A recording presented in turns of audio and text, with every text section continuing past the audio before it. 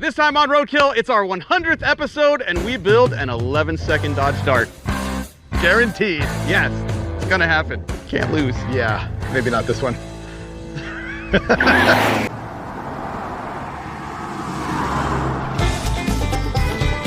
It's 100 episodes of Roadkill, and we lived! This is incredible. This is what our career has come to. We're outstanding in our field. Yeah. Remember the first episode that aired where we threw a dart at a map? Right on the Mexican border. And ever since then, fans have been saying the same thing. It's like, you guys lost the plot. You got to go back to that. I think they just want to see one of us lose more eyebrow fur. Oh yeah, duct tape. I remember that's what they really want. Yeah, but throwing a dart at a map and then somehow figuring out an episode after that is what happened then, and it's what's going to happen now.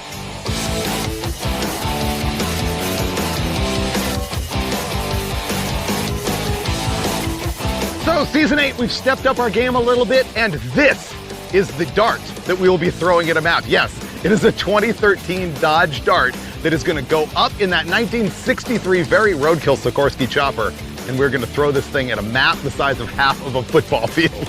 Yes, and this has been ridden hard, put away wet, and no one will care when this thing goes splat. Oh, it's going to be so bad. Remember we went to Alaska and threw cars off a cliff? That was 300 feet. And that was violent. Yeah. Engines fell out of those cars. This is going to be way higher. Wait till you see this. I'm going to be nowhere near this. And Skinny Dave is back. It's good to see him. The diet's working.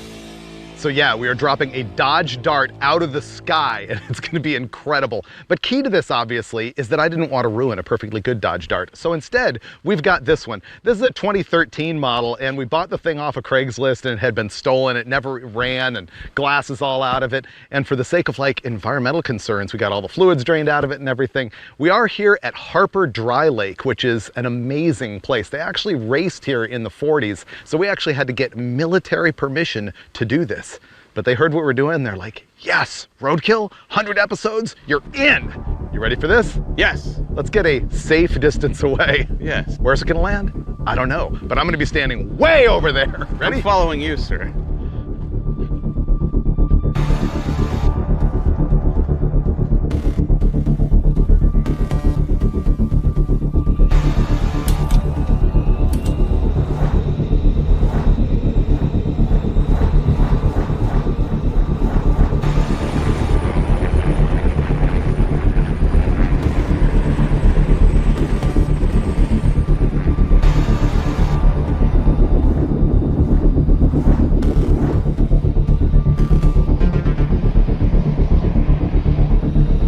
Here we go, the dart is up in the air. Now, here's what we didn't tell you. He's gonna bring that thing up to 1,320 feet. Yes, a quarter mile, and I'm gonna time it to see how long it takes to drop. So the thing is, the chopper pilot was not able to guarantee that he can hit the map. There's a lot of variables on like the angle of the dangle when it drops and the wind and all sorts of things like that. As soon as I push this button and say drop the hammer, that poor dart is dead. Wow, that is high. Blasphemy weighs about 3,000 pounds. It will do a quarter mile in about 8.6 seconds. Right. What does that thing weigh? It could weigh 10,000 pounds or 5 pounds. It'll hit the ground at the same time. Force of gravity is the same regardless of weight. So if you drop Blasphemy and you drop that, they both hit the ground at the same time? You drop a BB and you drop that. If they're aerodynamically the same, they'll hit at the same time. 32 feet per second acceleration. 3, 2, 1, drop the hammer. Go! Oh!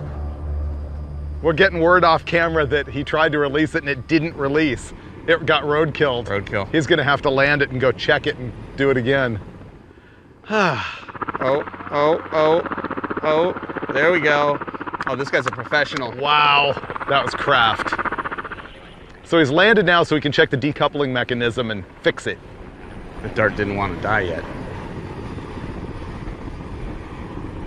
All right, they got it fixed now, and he was going to refuel, but decided not to, because roadkill. So now we're either gonna run the chopper out of gas, or we're actually gonna throw the dart.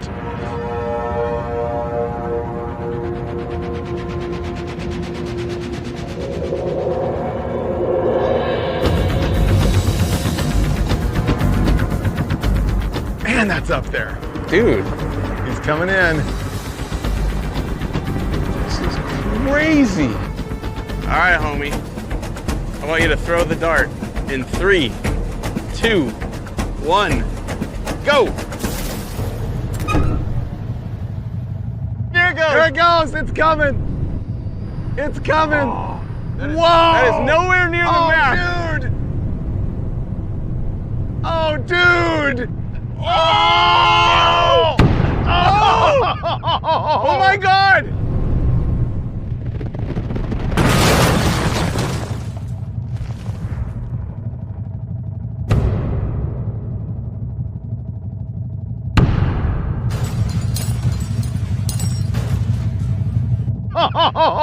It's dead! Oh. It is totally gone, dude! It went in half! It's 10:40. Parts flew everywhere. Pancaked. It landed wheels first. When it hit the ground, it opened like a can, dude. Like the roof just went. Gravity is awesome. You know what this means, right? If there's no pieces on this map, we could pretty much pick wherever we want to go. Look how flat it is. Actually, when you think about it, that's not a very big map. That's not bad. He got close. Dude, there's shrapnel everywhere. Oh, look, dude, the door is where the roof should be. Gravity. Skinny Dave is gone. You know what, though? It's not as bad as I thought compared with what we did in Alaska. Those were just as flat. Wow. Remember the Cherokee that just pancaked? Boom, it looked just like this. The violence is incredible. Roadkill sticker still looks good, though. Hood hinges still work. Oh, dude. The engine is busted in half. Wow. Look at that. Look how well the Roadkill decal on this side survived. I think I found some bone. Skinny Dave. Oh, there's his spine. That's gross. Just gonna leave that in there. The problem is no part of this is on the map, which is way over there. All right, finally, Hawaii. We always wanted to go Roadkill Hawaii. This is pretty much Hawaii. It's real close. And so there you have absolute fiasco. We rented this entire dry lake bed. We got a 63 Sikorsky helicopter. We got a Dodge Dart. We threw it out. We had a map on the lake bed 75 yards wide, and we missed the map entirely. Now we hit the road. Wait till you see what we're driving. Old reliable. So here it is, the backyard Buick. This is really the car that started Roadkill, if you think about it. Yeah, our first road trip.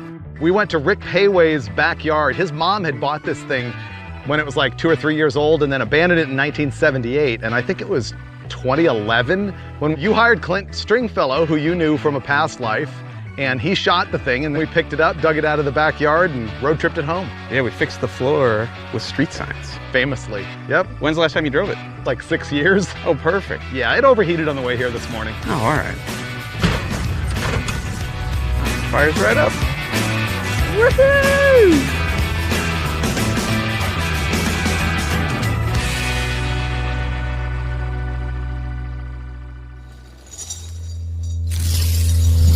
Here's something I found out yesterday, later on in the day from looking through Instagram and stuff. That helicopter that dropped our Dart was actually the same chopper that was in that Riptide show, I guess back in the 80s or 90s or something like that. That didn't help their aim though. No. No, they totally missed the map. And so ultimately, we're just gonna do whatever we feel like doing, and what we feel like doing is Route 66. We're gonna be driving Route 66 here from Barstow, California, and we're on the hunt for some sort of a car and some sort of a drag strip that we can hop up and make it run whatever that thing did falling out of the sky. That's what we're gonna do. Hopefully we'll find a Dodge Dart. It makes sense, it ties the joke together, but whatever, we're Roadkill. This is our 100th episode, we can do whatever we want. And actually what we want right now is to make some of our own shade. I'm saying this becomes our roof. It's like a right fog there, mat. right? Okay. Then, garden sprayer. Been there before. This becomes our moisture. Mint. We fill that with ice. Yes. And then we create the tornado of comfort. Next level. One on each pillar, 12-volt electric fans. We're fine. Drive like in the it. desert. Make it work. Yes, sir. So tape that all across the windshield. Prop this up here. This might work, dude. I think it can go right in the center. Here we've got some like extendable windshield squeegees, and we have zip tied through the tarp to the squeegee. I'm all about the safety. Allow me to refresh you. Wow, look at this. It's sporty looking, It's really. pretty good. It's got a good rake. Yeah. Let's go somewhere. Anybody starting a pool yet about how long this is gonna last? At least 7 miles. That's hitting my head. Turn on the blower. Oh, nice. I can feel that. It oscillates. Or it just fell down a little. I'm not sure, but I'll take it. So far, so good. It's 40 mile an hour proven. It is lifting. I told you. It is lifting. Yep. Why don't you give me a shot of air conditioning? Oh, let's go. Right to the dome. Okay, got it. Everything's going so well. This might be our finest work. And you wanted to go to Hawaii. We could have done the same thing in Hawaii. Yeah.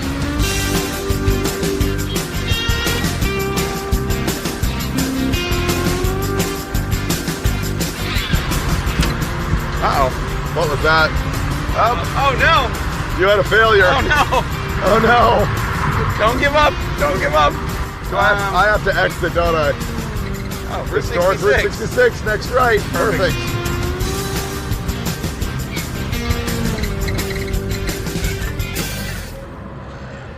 Well, that made it less than one exit before his pole broke completely.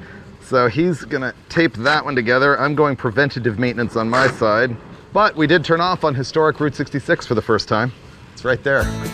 Okay, fixed.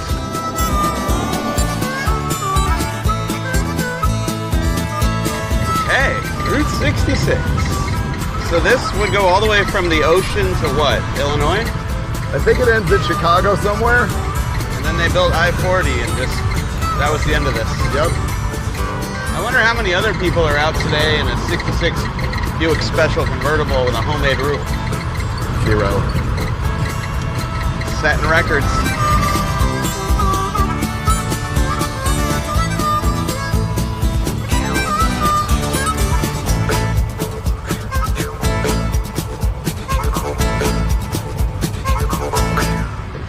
I'm done with this game. Dude. Oh man. For the last 6 hours, I feel like I've been back in 3rd grade getting smacked on the top of the head every time I did something wrong. I'm done with it. Not worth it. No mas.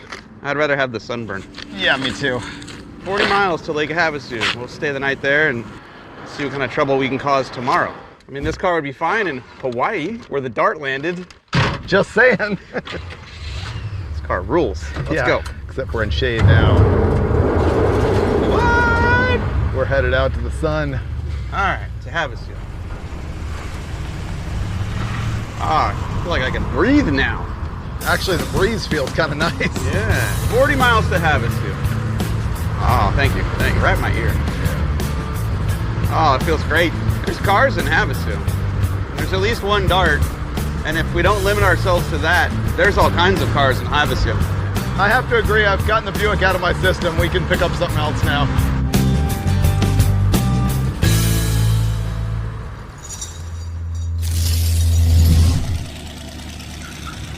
Oh, look at that Dart. This is everything you don't want in a Dodge Dart in one package. I will call this the Dodge Drat, because it's basically everything that we didn't want, but it was the price we could afford. We ended up buying this thing sight unseen off of, I think, Facebook Marketplace from a Roadkill fan, which was super cool. This one is a 76 with a 318 in it. Let's see what we got going on. Ooh, we got headers. We have an Edelbrock Performer. Got safety. Oh, we got the Edelbrock carburetor. This has to run 11s? Yeah, the whole goal here is we wanted to take a Dodge Dart and make it as fast as a Dodge Dart falling out of a helicopter. And our video crew went in and looked at all the footage because I had screwed up the timing completely. And the number is 1140. So we have to make this thing go 1140. Does it even run? Fire it up.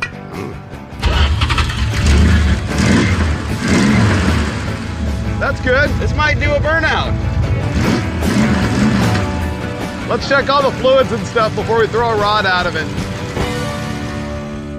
I like it. It's got a roof. All Finnegan cares about is the roof. Ugh, a lot of really rusty water in there. We have a stereo but no speakers. Needs some oil. Nah, not much, it's fine. Interestingly, the intake manifold on here is a Performer 318/360. The 318 cylinder heads have much smaller ports than the 360. So they just went ahead and sort of made them schmedium, so it kind of fits.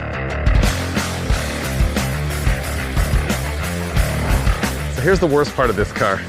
I mean, aside from everything you can see, it's a 318 instead of a 360. It has a 904 instead of a 727, and it has a 7 1/4 rear end. There's nothing we can do with that.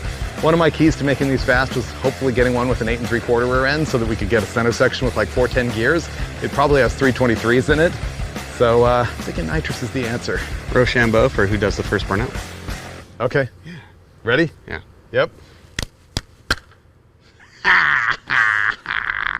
Season 8. 100 episodes. It all comes together. He dominates. Wow, it has shoulder belts. That's crazy. Really? Why would that happen? 76. It's a good year for safety. Oh, it smells like Dracar Noir or something. Race car.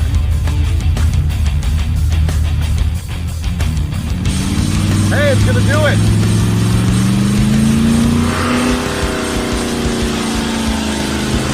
Woo!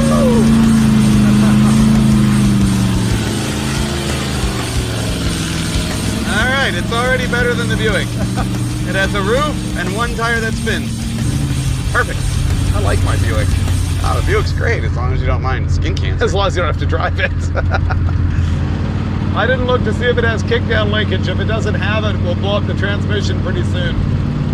Temperature's not coming down.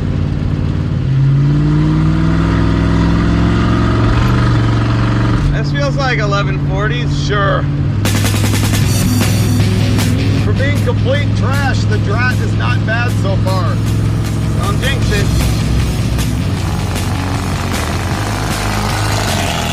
We're driving down the road here on Route 66, and this car was smelling like gasoline really badly, and we didn't think that the fuel gauge worked, but then when it was going down really quickly, we realized we had a problem, and it looks like the hose that is the pickup from the tank to the pump is hard as rock and got some cracks in it, and it's spraying gas everywhere. So we're just gonna fix that and hit the road. All right, handled. I also got some plug wires off the headers and added a quart of oil because, man, this thing leaks bad.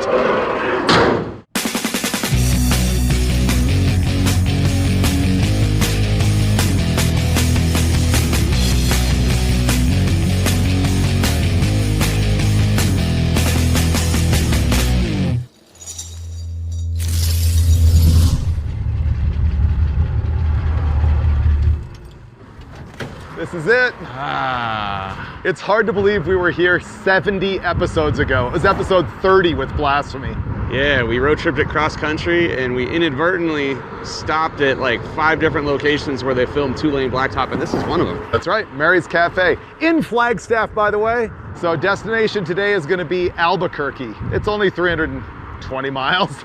Ah, it's child's play. The 318 can hang. Let's go. All right, let's get out of here.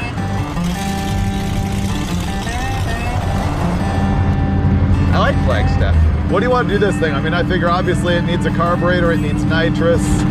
We'll cut the exhaust off. I think we'll take the bumpers and hood off, save some weight. Can we put a supercharger on it? Not that we can get tomorrow. I'll take off the mechanical fan because that is probably killing 30 horsepower at RPM. I like it. It sounds like a plan. And then it'll run high 15s and it'll be victorious. We're at Twin Arrows, Arizona. I've been here since, I think the first time was 1989. You said that gas pump last serviced in 87? Mm-hmm. There's a cool little cafe here that unfortunately is just getting tagged more and more and more. And I'm waiting for jerks to ruin the arrows. It's already began, but we're gonna move on. Wait till you see Two Guns. It's way better than this.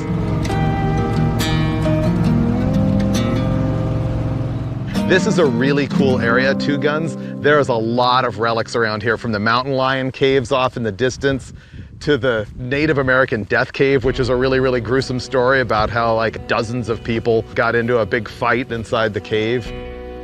This is like the part of the movie where I leave and the spirits follow me home. So this was the hotel overlooking the canyon over here. Look at the view. And look at these idiots. We have blurred the graffiti to not give them any credit whatsoever. This place has been here since like the 20s, and nobody has messed with it until now. I feel good. Let's drive. It's a long way to Albuquerque. Yeah.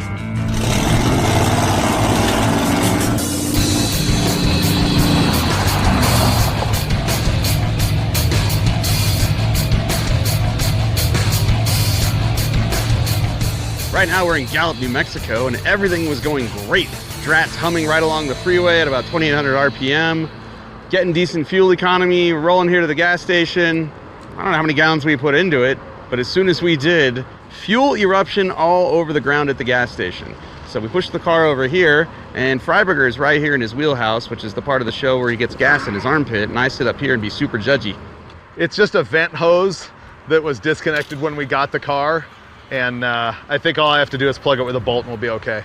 All right, we got that fixed. You'll notice how it's right next to the header collector gasket, which if it blows out and has a backfire, it catches all this gasoline on fire. It's perfectly engineered. Let's ride.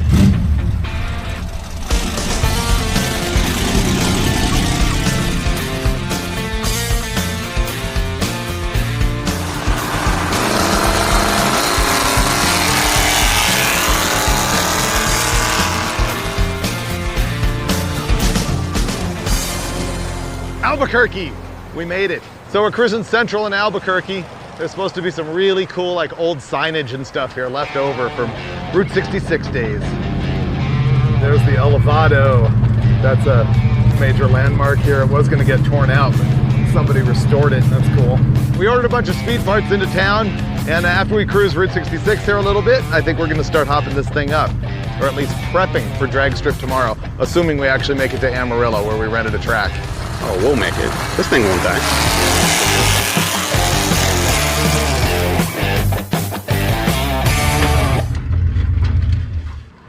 Well, if this is Cadillac Ranch, we must be near Amarillo, Texas. Amarillo. Look at that. Beautiful. I looked this up. Cadillac Ranch has been here since 1974, and that means that those cars have been in the ground here longer than they were on the road. I know we've been here a bunch during Roadkill, but it's been 100 episodes. It's been 8 years. I don't have specifics. I think I was here with the Crusher Camaro one time, and there was a bunch of fans waiting for us here, and there was this one girl who was like really into rat rods and hot rods and like had this rockabilly look, and she was just dying to meet us and wanted to take us back to her place and show us her car collection. So that was my most distinct memory of this place. Not much has changed since then, and I think we got to get in the road. So we got stuff to do tonight, because we got a surprise for you tomorrow.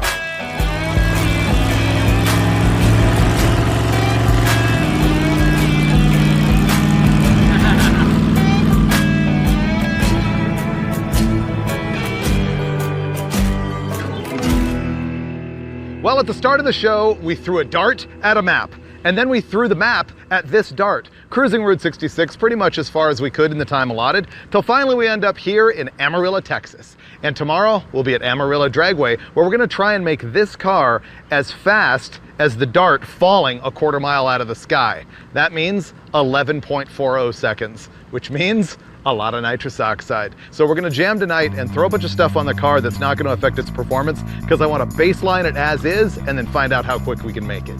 It's a 318 engine, it's already got a 4-barrel, it's already got headers, it's got really bad rear end gears, 276s.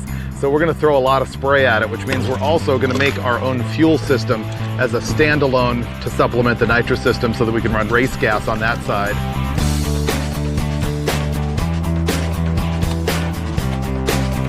All the hose clamps on that thing need to be retightened because I left them loose for adjusting. Pretty good? I think so. Okay. All right, we got this pretty much nailed down. Nitrous system, fuel system, wiring, total butchery. But we're set for tomorrow morning. We're gonna be at Amarillo Dragway at like 7 a.m. on track at 8, hopefully making some violence and not blowing the carburetor through the hood. Now's when we have the crew come in and finish this up for us while we eat dinner.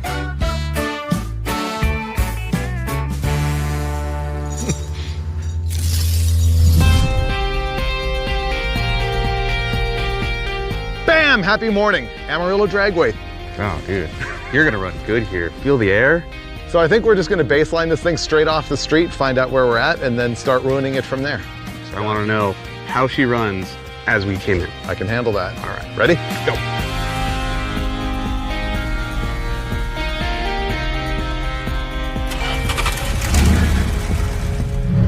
All right, here we go. First pass baseline, straight off the street. We've changed absolutely nothing. That's gonna spin the tires a little bit. It sounds faster than an 18.5-second car. Oh, he just went. I'm gonna have to manually shift it. I think he's headed to church. This is not good. Oh yeah, it's shifting at 3,500 RPM. Oh, okay, 18.14, not 20 seconds. That's good. That means we have to pick up about 6 3/4 seconds. Wow, that's bad. Notice the lack of burnout. You don't need one when you don't need traction.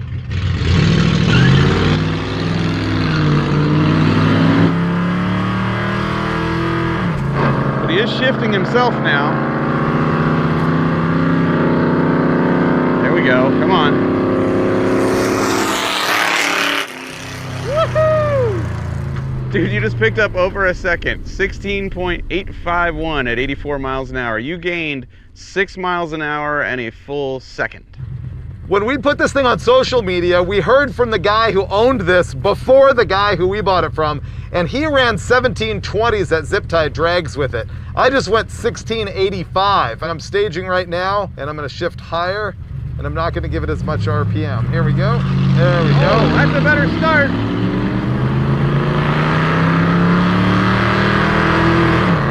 Much better start. I got a good feeling about this one. Go, buddy, go.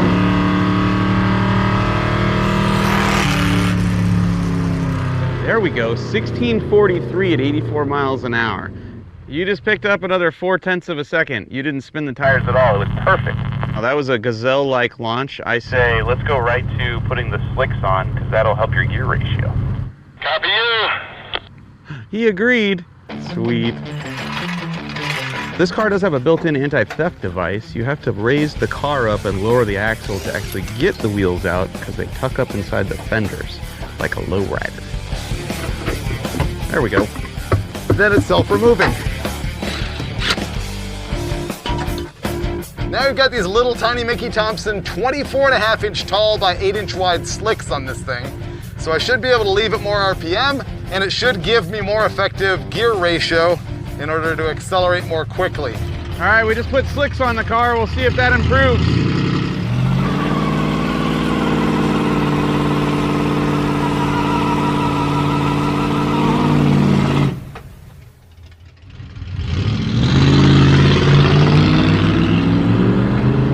All right, that was good. No tire spin.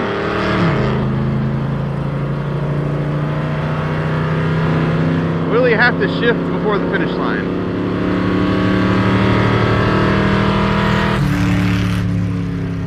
We're basically back to where we were, 1647 at 84 miles an hour. The tires didn't make a bit of difference.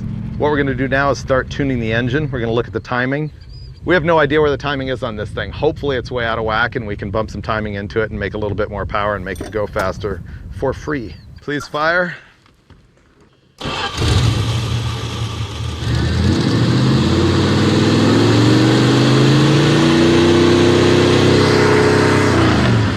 It's 35. It'll tell us if it's moving the right direction. All right, so we set the timing at 35 degrees total. We'll go run it, and basically we're looking at the mile an hour. If it's making more horsepower, it should run a higher mile an hour.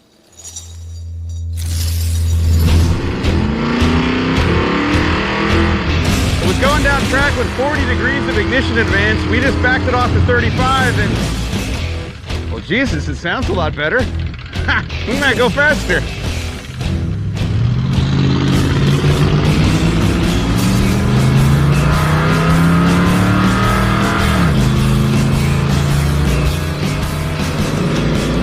Car, go. We didn't give it a lot of RPM at the start. Okay, 1646 at 8490.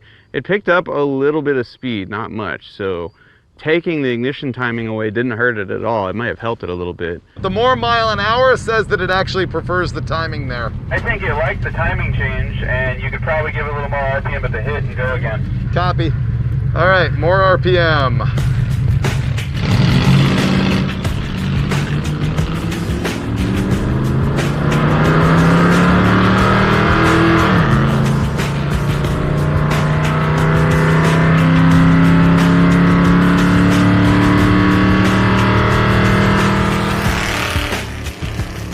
There we go. It just dropped nearly a tenth. It loses all oil pressure when you decelerate in the lights, then it comes right back. The coolant temp is getting higher. All right, best pass ever. Not bad. Dave just put another degree of timing in it. I'm gonna take the fan off right now because these definitely eat up horsepower. The rear end is making noise. Like we could be hurting the spider gears or a U-joint. Yeah, that giant one-wheel burnout, not good for an open diff. So new goal, be faster than a turbo 2013 Dodge Dart. They were the slowest vehicle tested new in 2013. Motor Trend ran them, they went 1620. We just went 1636 at 84.9. So we gotta make 1620 NA before we can proceed with the nitrous. All right, we've got the engine cooled off just a little bit and our mechanical fan is gone. Ooh, ooh, the rear end is broken. Oh, that is not gonna happen. I think we're done until we fix that. So on that last pass, I was making the return road exit and the rear end started making noise and we were just ignoring it, which is why we started wrenching on it, removing the fan. But as soon as I pulled up to make the next pass, it like locked up the rear end and skidded the tires. It was like, it's really ugly. It's got a broken spider gear is my guess. So we're gonna jack it up, pull the cover off of it and see if we can booger weld it back together. This is one of the reasons I called this car the Drat, the 7 1/4 inch rear end, which is tiny, which as proven by this meager 318, is fragile as glass because I broke it. Aha! Here's the problem. Yeah, that pin is supposed to be locked in there, and unfortunately, it wants to come right out. It probably is broken in two. What we're gonna do is clean this thing all out and just weld this all up solid, make a spool out of it. A Lincoln locker. Fortunately, this is gonna be a pretty easy fix. Mike is just turning the rear axle into a solid ball of weld, welding all the gears together, then welding all the gears to the case, and we'll be back on track. All right, so we fixed the rear end. Now we have two-wheel peel for the first time ever. This should be our best run yet. He's got rocks on his tires. I don't know how well this is gonna work.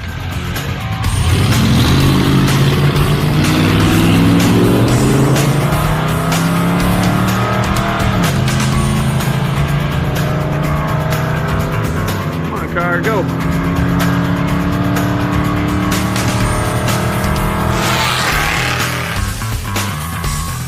Same ET, 1673. I think we turned the bottle on. If we can't get close enough with the bottle, then we gut the car. Let's party. Our scenario now is ungood. We just slowed down quite a bit. Even with our spool rear end and with no fan on it, I expected it to go faster and it didn't. We slowed down. We just bench raced all the things that we could be doing right now about throwing a bunch of weight off the car and making a bunch of little finite tuning changes, and we realized, you know what, none of it is gonna make a big difference, so we're going to the nitrous. So a little bit more fiddling here and we'll be back with 150 shot of nitrous oxide. All right, this is it. Nitrous is about to happen.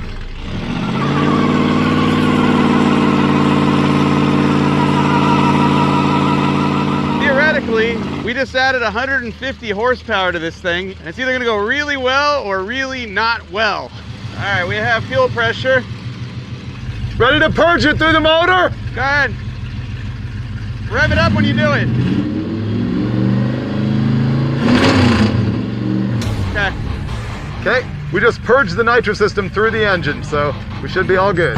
Now I have the tricky job of holding the nitrous button. I'm gonna hit it right off the line. Kind of right in the path of stuff that could explode.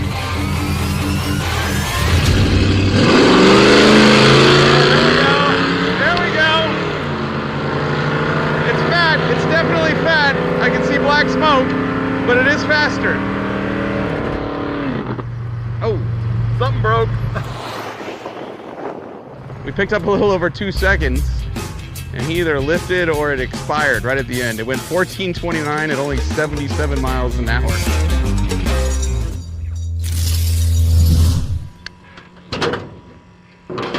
When I shifted to third, my finger came off the nitrous button. Aha, I was wondering what was going on. We have to rig the button better. But look at that, what did it go, 1429? Picked up over 2 seconds. This garbage is gonna be a 13-second car. But guess what? As of right now, It is faster than a 2013 Turbo Dart. That's a Roadkill win. Maybe the reason we saw black smoke was because it barbecued it and wasn't firing anymore. We just melted an electrode, a ground strap, so we gotta go pull all the plugs out now. Let's pull the other ones. Yeah. Okay, we're taking the hood off because I am concerned that perhaps the hood is pinching off our fuel vent line, which would then hamper fuel flow, which would create a lean condition, which would make it burn plugs. And weight loss. Weight loss.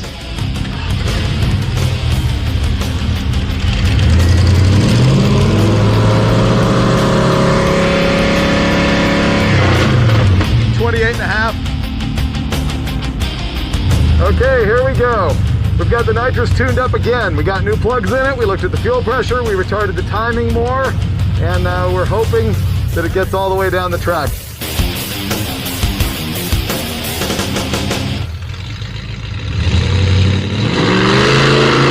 we go. There we go. It sounds good.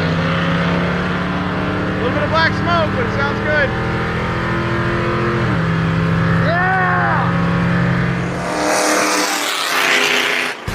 Yes! 1304! Yes! At 101! Got a full pull on the nitrous. Thing is boogieing. Dude, we just picked up like 15 miles an hour. Yeehaw! Look at that! What was the number? Dude, 13.0 at 101. 13.0! Yes. And that's what a 150 shot. You know what that means. That was awesome. And I only left at 1,000 RPM. Yes. From the 16s. It's not 1140, but it's all win. Oh, but we're not done yet. Let's pull a plug and up the nitrous jets. Man, what a difference 4 or 5 degrees of ignition advance makes. Look at this. That's 35 degrees of advance right there on a 150 shot, melting the ground strap directly to the electrode of the spark plug. This one here, 28.5 degrees. Not melted. It is discolored all the way down to the threads, which indicates it's still got too much ignition advance in it. So we're gonna pull 3 more degrees and we're gonna up the nitrous jets because we like to party. And we're close to a 12-second pass, so why not? All right, now this gets good. We just ran a 150 shot and went 13.0. Now we got a number 82 nitrous jet in this thing, which is advertised as a 210 horsepower shot. Hopefully we can get this turret into the 12s. Okay, we are ready to rock.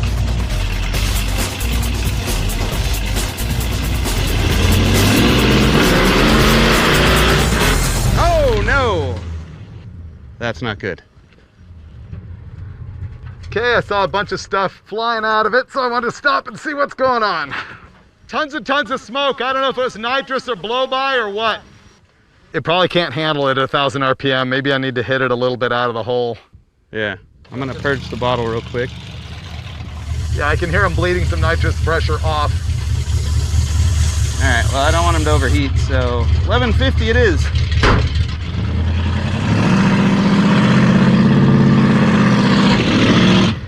So we upped the nitrous jets, we pulled more timing. It's got a ton of blow-by. This may be the last hit on this thing. If it gets in the 12s, I'm calling this a win.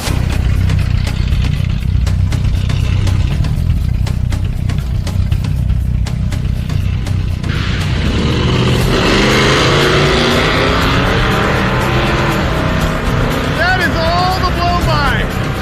Go, girl, go!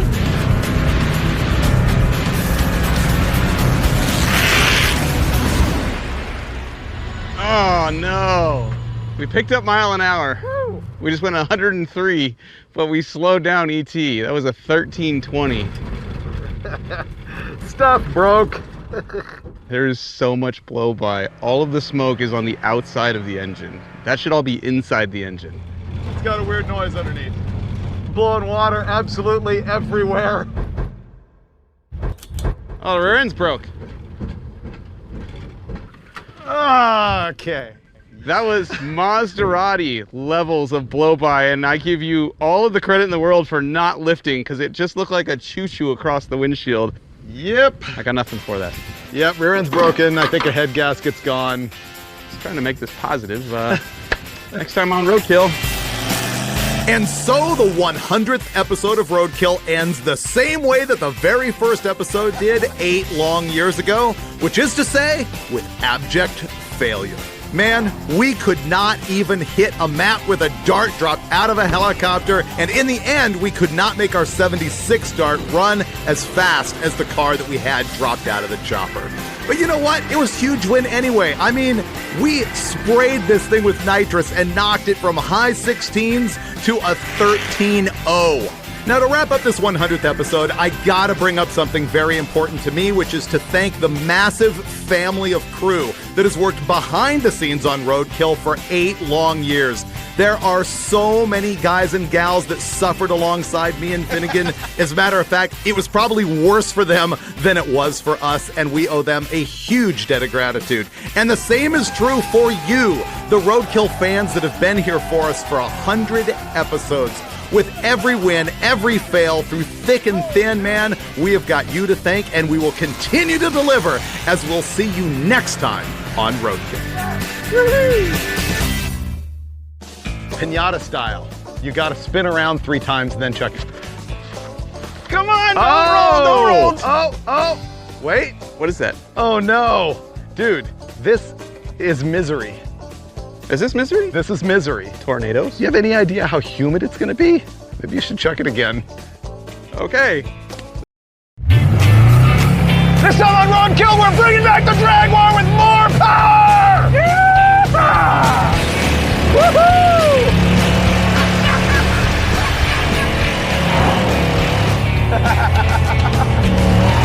Whoa!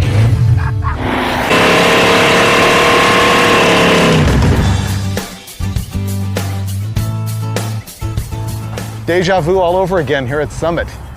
I know. I'm really nostalgic. It's good to be back here. I'm ready to mark our territory once again.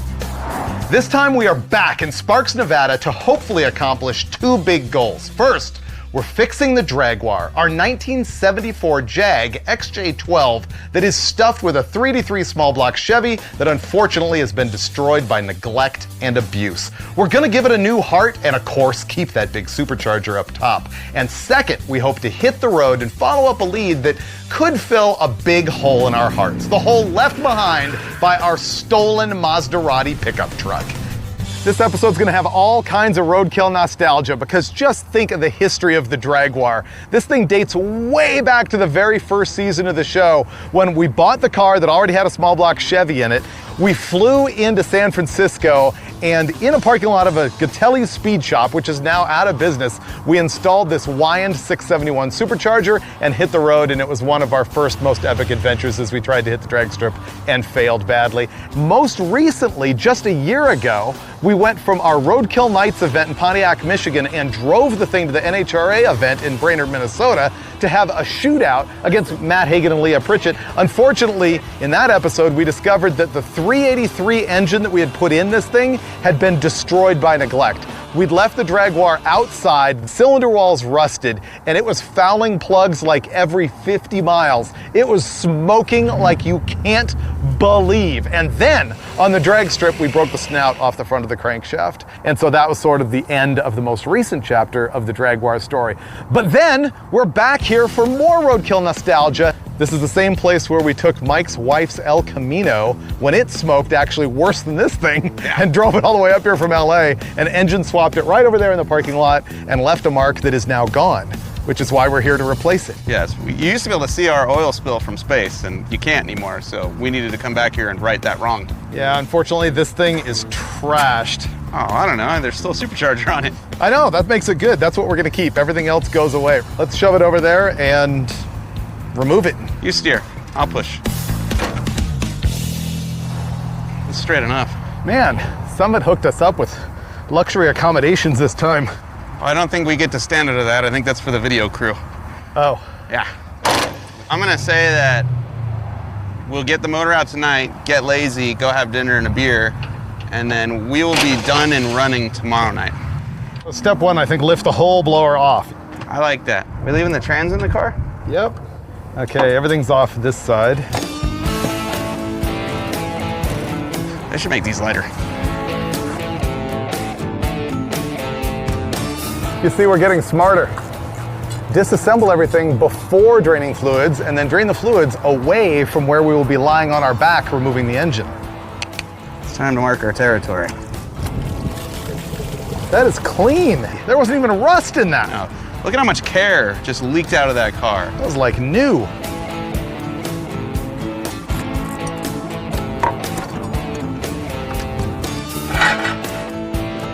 Tell me we don't have to take the headers off. That would be rad. I don't think we do. Oh, good.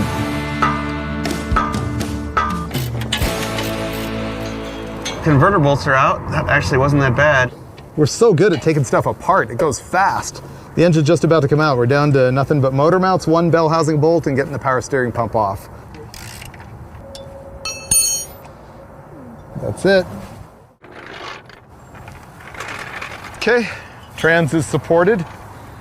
Trans bolt is out. Motor ready for plucking.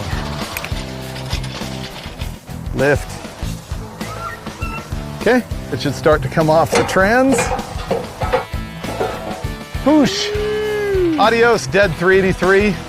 It really is just a victim of the roadkill lifestyle. Finnegan had it on the dyno once and it made like 650 or maybe even 700 horsepower at like 12 or 16 pounds of boost. Then we let it sit and rot and it lost a ring. And then while Mike was racing Leah, it actually broke the snout off the crank. You can see that bolt is gone and it rolled the Woodruff key. And I'm gonna show you in our new Blueprint engine the solution to that, but not until tomorrow. Right now the sun's going down here in Reno and we're feeling good about what we got done. And tomorrow morning we're gonna roll out that new engine, swap some parts over and get it back in the car and then hitting the road. We're going to Idaho.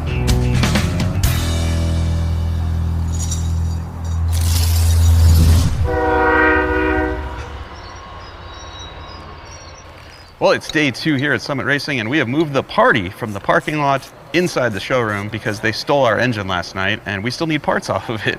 Things like the fuel pump push rod and the wind intake manifold for our supercharger. I'm going to rob those back right here, right now, and then we'll be back outside putting a much bigger, much cooler engine in the drag war. This is my first intake swap in a parts store before. I think we got everything.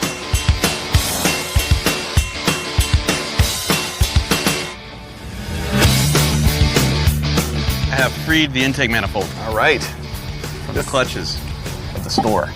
This is our new crate engine. It's a 383 stroker based on a 350 small block Chevy, one-piece seal. It's got Blueprint aluminum heads on it, 8.5 to 1 compression because it's meant for boost, and a really small 224 at 50 hydraulic roller cam.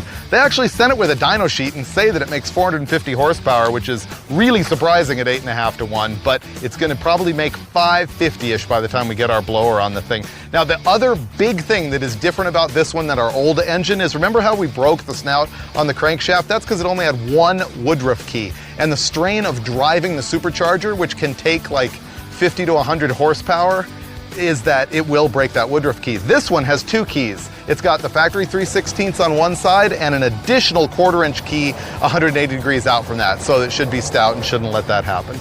So all we have to do now is bolt on the flex plate and probably the fuel pump plate and throw this thing in the car. And then all the accessories go on there. And finally, Uber charger. This thing's gonna be great.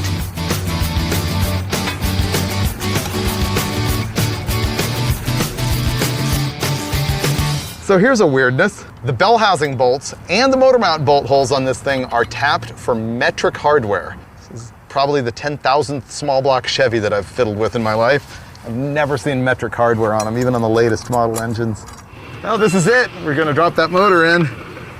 Hopefully it goes in as easily as it came out, which it never does. Should be the magic. Shall we? Oh yeah, we shall.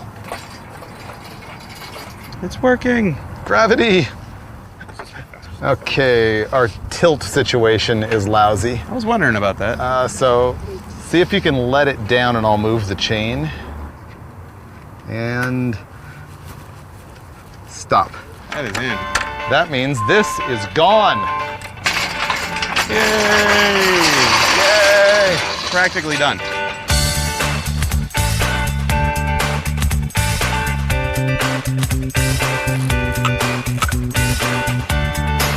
I'm done. Oh, yikes. Check this out. I just took the distributor cap off. Look at the rust on the reluctor in that thing. If that doesn't verify our theory about the cylinders being rusted on our old engine, I don't know what does. That is a mess. This thing gets stored right by the beach and it just wrecks stuff. Who cut this?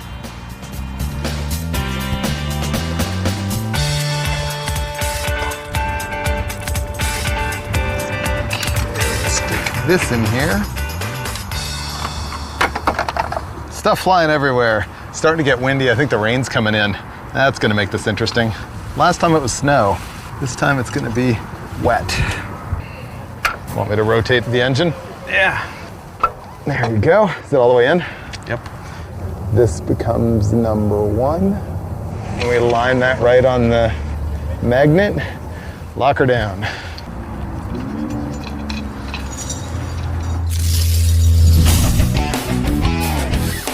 As predicted, rain. Good thing the Summit guys got us this easy up, so we shouldn't get too wet. It's better than snow last time. So I'm just gonna throw the spark plug wires on this thing while Finnegan's inside trying to deal with the blower pulley situation. So last summer when I broke the drag wire, we kind of lost the lower pulley for the supercharger and I ordered the wrong one. This one's got 3 grooves, I need one with 2. Once again, no problem. Summit has everything we need. Right here. Perfect. Okay, back to work. 1, 8, 4, 3. There we go. Oh man, I'm not having a good day. What's wrong with you? I'm not having a good day here. Dude. No, no. Seriously? Want me to just pour that directly on the ground and save you some trouble? It's this new oil is slippery or something. Let's try that again. Look at that flow. Look at the control. You're not getting that on other shows. Suspicions confirmed. It's up to here now. I believe there was oil already in here. Gold oil. Then why did it come with oil? Since it came with oil and instructions that said must use break-in oil, I assumed we needed to put it in. We have to drain all of the oil back out now and go buy oil and put 5 in. This is why it takes us so long to do anything. It's because we're incompetent. We? Well, yeah, you handed it to me. I just did what you said, boss. Really? Yeah. We gotta jack the car up again. Let's do that last. Just put a blower on. That will motivate me. Yes, I'm dying to finish the blower pulley thing, or watch you finish the pulley thing. I can't be trusted. I think my jobs are done. It's time to install our blower pulleys. And these ones are different sizes. The bigger one has 39 teeth. The smaller one has 36. If I put the bigger one on the crankshaft and the smaller one on the blower will be overdriven in relation to crank speed. It will spin faster, it will make more boost. If I flip-flop them and put the blower pulley as the big one, the blower will be underdriven in relation to the crankshaft speed. It will make less boost. So for the purposes of our road trip to Idaho, I'm going to wuss out and put the small pulley on the bottom and the big pulley on the top, slowing the blower speed down and hoping to contain some of the heat. Maybe we won't overheat on the way there. It'll still do burnouts. All right, Uber pumper. Ready? Yep.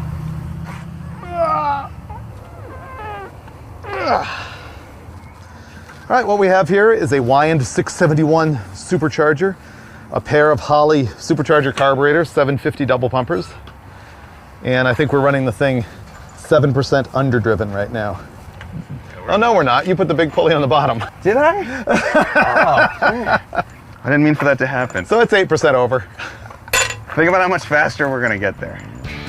I feel a lot better now that the blower's installed, even though we're gonna have to rebuild these carburetors and have a big disaster on our hands later.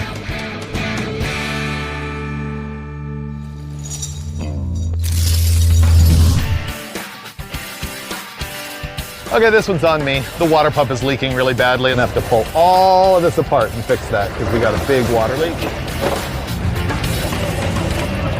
Oh, wow. There was no RTV on the underside of this bolt, and that bolt goes to water, and so it was just dripping past the thread.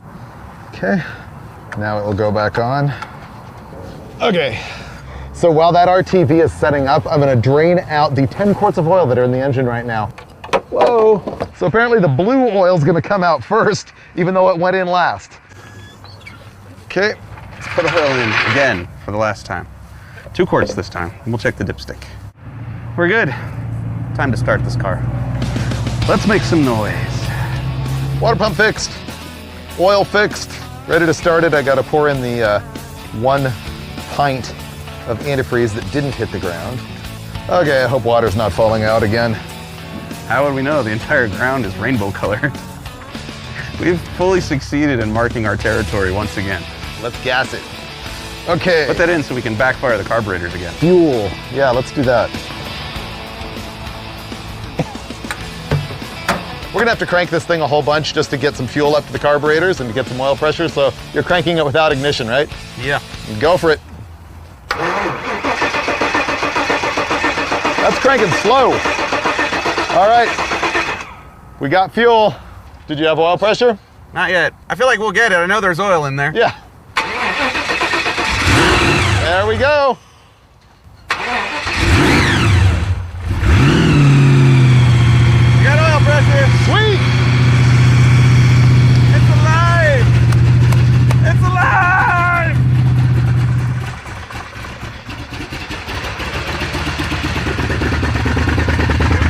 That is running terrible, and it's blowing a lot of smoke. We're gonna have to fool with the carburetors a lot. See all the smoke coming out the back? That's probably the oil that was in the exhaust system from the old engine, because it burned so much oil it coated the pipes, but the carburetors are definitely unhappy. Yes. Pretty sure these are the boosters that it's leaking because this needle and seat is stuck, but we have to get it running to find out. And now it's starting to drip right there, see it? Yeah, they're pouring actually. Okay, we got new needles and seats. Ready to fire it back up. Hopefully we fixed it.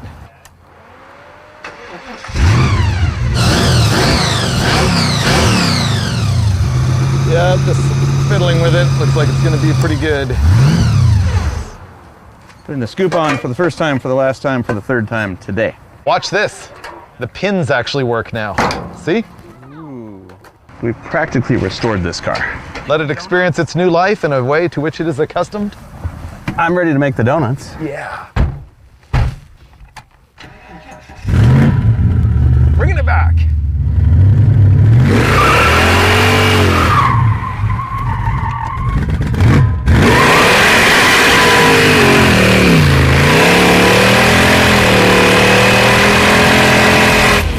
Man, this car's great. It does the best donuts ever. It really does. Woohoo! I forgot how fun this is. Wow. We didn't drive this engine 3 feet before smoking tires. Not even hot yet. Woohoo!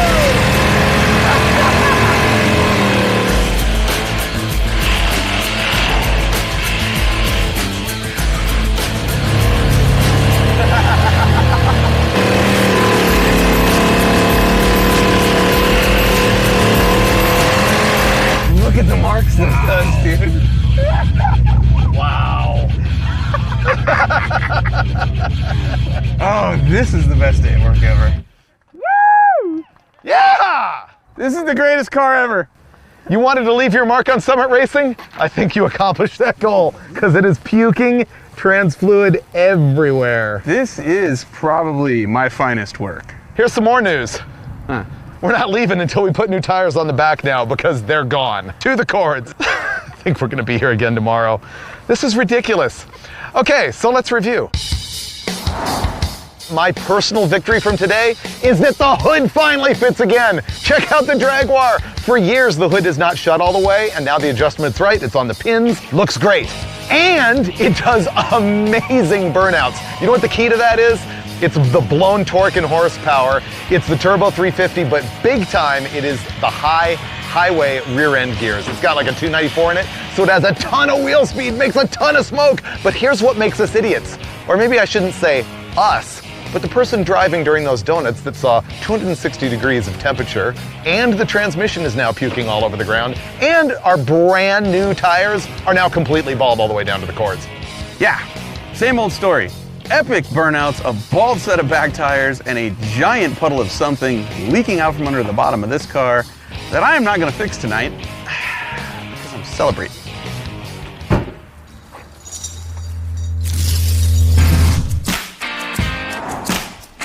No one told me it was gonna be 48 degrees. Buy pants. It's cold. What do we have to do? We're still in the Summit parking lot. We're short on tranny fluid and we still have rubber on the tires. Yeah, so we're gonna jack this thing up and figure out, I hope, a dipstick leak because the transmission's leaking. We should probably check the water and then we can put these tires to their end and hit the road. We're fiddling around with this and we're crawling underneath and we can't find any witness mark of where the leak is. Like there's no drip that's obvious. So we're gonna fire it up now and see if we can tell where it's spraying from.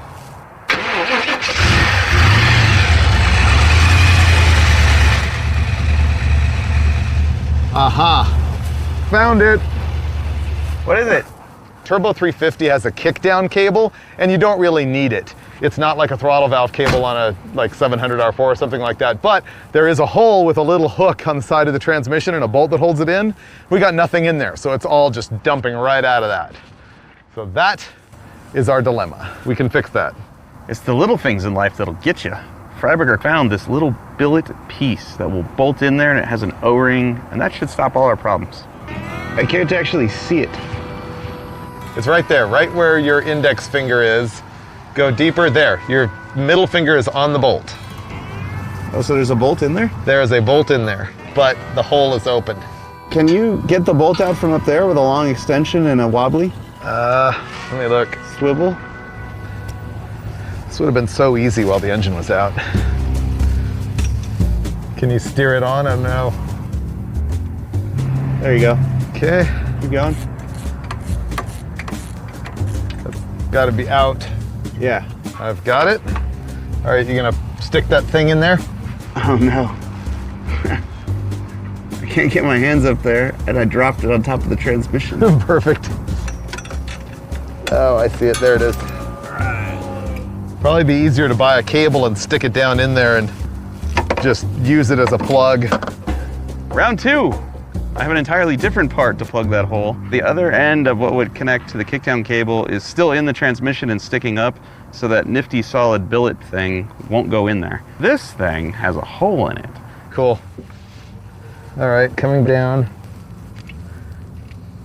Pull it backwards just a hair. It's in. All right. Hopefully we fixed it. All right. No fair, you had a funnel. Oh, this isn't good. Check this out. This spark plug boot is probably not very good anymore. Turns out we melted a spark plug boot over on this side too. So let me tell you a fascinating story. Let's go back to circa like 1986. I'm working for an aftermarket ignition company called Jacobs Electronics, and we did RVs, motorhomes. There was a huge problem with them burning spark plug boots because they got so hot on big grades.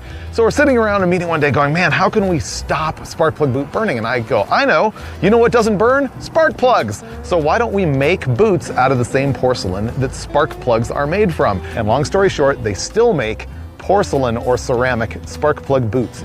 So, the 30-year-ago Freiburger solves the problem of the today Freiburger. It's amazing. I didn't know you invented that. Yep. It'll probably crack though and arc to the header, and then that'll be my fault. Your product sucks.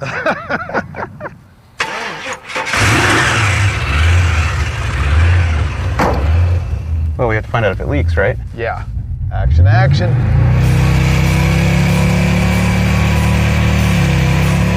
Satisfactory. It's great. Ooh, chattery. Shall we see if it leaks? Yeah, let me have a look.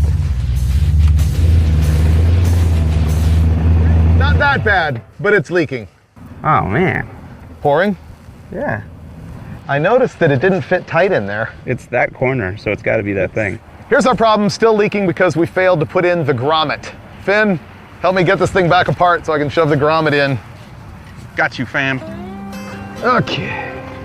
I think it's loose.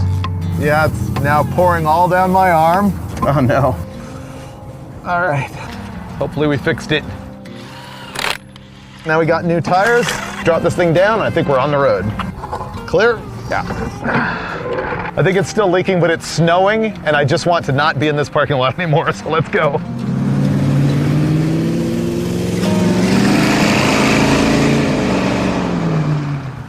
Well, that didn't last long. We made it pretty much directly across the street from Summit here at Miller's Chop Shop, which is super cool because these guys do paint and customs and hot rods and all sorts of stuff. They're kind enough to loan us their lift because after me fixing the trans leak 3 times on my back, it's still leaking. And so we're gonna throw it up on their lift here and see if we can find out what's going on. This will be take 4 on transmission leak.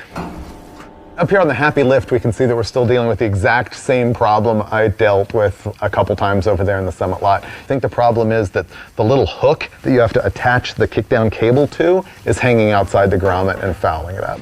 All right, I'm taking the bolt out. And yes, the hook was outside the grommet. Now the hook is inside the grommet and it is back together. And fixed. Whew, that was way easier. Little known fact, you think the Draguar is called the Draguar because we drag race it. No, it's in fact because it drags tail and drags mufflers. Check my genius repair. We didn't have any like supplies or tools or anything, and so I ended up using the car's antenna to hold the muffler in place, and it's going to remain there as a permanent repair. This passed NHRA Tech, by the way. Technically, it did.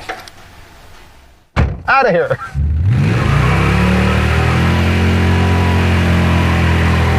Problem solved. And it's great. Now we get to leave during rush hour. Perfect.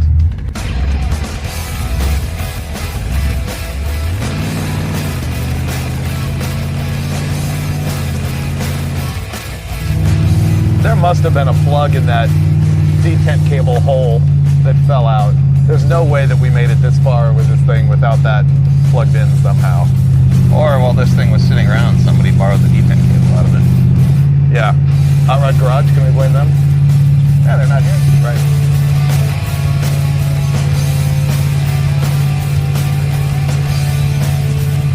So we're going to Winnemucca, Nevada. Hey, there's police up there. Oh, let's drive casual here past the officers of the law. Wow.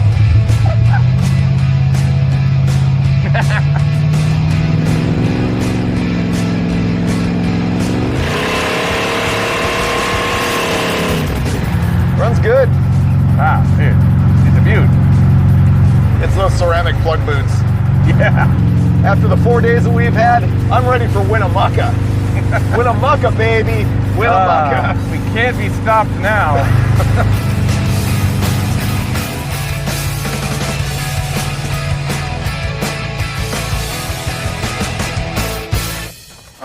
Winnemucca! Made it. That was amazing. It was only 144 miles, but it was smooth. Well, when you're going allegedly 80 miles an hour, you know. Dude, this thing cruises 80, 85, no problem. And we made it on 1 tank of gas. I'm in love with it, I gotta admit. It's pretty good. It runs cool, the hood is still on, it stopped leaking. Does amazing burnouts. Oh, dude, the greatest burnouts. Yeah, it's 35 degrees though. I'm out. Okay, Mike, freezing, let's go. I think we gotta turn the knob, pull off the throttle return spring, and find out what that weird noise is, right? Finnegan went ahead and put the small pulley on the blower, so we have too much boost for 91 octane, so this thing is pinging. And so I just retarded the timing a little bit more. This thing retards timing, has an adjustment of 0 to 3. That's how many degrees it retards per pound of boost. Don't break it. Okay, so where are we going? We're gonna cross the Idaho line and find our way to a junkyard where we're looking for a new Mazda? Yeah, it's like an hour outside of Boise. Met a guy on Facebook who heard we lost the Maserati, felt bad for us and said, I have another Mazda rotary pickup. Still has the rotary in it. It's missing some parts, it's a little beat up, but I think he wants $1,000 for it or something. I mean, it's a steal. It's an RPU truck, has the bed, has the fenders.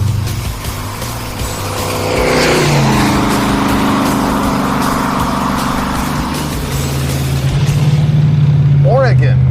Oregon? Boise, 183 miles. That's pretty much it. All right, so 3 hours. See, I don't think it's pinging. I think it's the hood or something over here.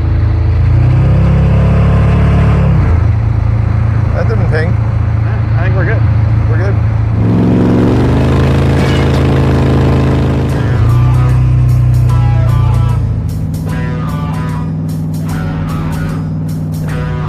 Oh, dude, the blower belt's gone. That's what that noise was back there. That's what the noise was. We're in the middle of nowhere. With no blower belt, no power steering, and no water pump. Oh, this is not good. 3 miles back, I hear this chirping noise. Oh no. Oh no? Oh no. It's basically the blower belt and everything else. Oh no, don't tell me. No, don't look. Oh dude, what did you do? I have great news. What did you do? The blower belt is still there. The bad news is... Once again, the lower pulley is off the balancer. How did you do that? I didn't. They were tight, dude. Oh. They were tight. The lower pulley fell off the blower. Oh, dude. Oh, all right. We still have this. And we still have this. But our problem now is this should be more attached. Dude, they all backed out. These were Loctited. So we're not screwed, but these were all Loctited on there. Remember when we had to tap the bolt holes in the damper? Yeah. They all came out. Every single one of them backed out. Wow. We can put it back together. We can put it back together. But it's not gonna last. No. We got so lucky, oh my God. So this is a miracle. We actually dug up the hardware to make this happen with some 7/16 bolts. They're way too long. That's because they came from an engine hoist. So we have to drill out the holes in the damper in order to accept an oversized bolt. That means we have to take off the hood, take off the radiator so that we can drill the holes in the damper so that we can tap them to a bigger size so we can put the pulley back on. And that is all just to get this pulley back on so we can drive the water pump and the alternator. It won't make our supercharger belt pulley go back on there. Yeah, it'll foul the plugs bad because no boost, no blower, no air movement. Do you have it? Yeah. We've got the tent. The video guys don't, and it's hailing right now. It's awesome. Basically, if you take a 3/8 bolt hole and strip all the threads out of it, you have a 7/16 bolt hole, apparently. Now we can get it straightened up in the hole. Yep. So now we need spacers. Spacers. Actually, the socket will work. Socket is a washer. Yeah, we use the socket as washers. This is where the blower pulley would have gone. We're not even worried about that right now. We're all about make the alternator and water pump function. Our plan now is to drive on into Idaho and go to this junkyard where we want to look at a truck for sale. And then tomorrow, our hope is that we can race at Firebird Raceway in Eagle, Idaho. So to get more air through the engine, we're going to take the air filters out. It's running way too rich because we don't have boost. And the other problem is that the ignition timing is currently set up for boost. So I'm going to crank a little more advance in it so it'll run better. And because the air filters are out, the scoop has to come off. And Dave should have to drive because I'm cold.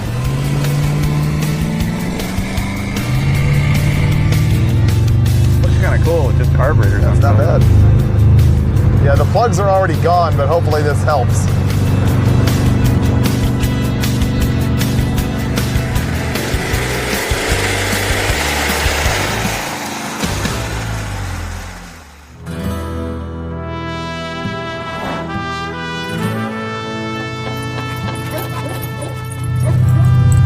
It makes me happy that the clouds have parted, the rain has stopped right as we're about to go to a junkyard. Magical. IQP Auto, Parma, Idaho.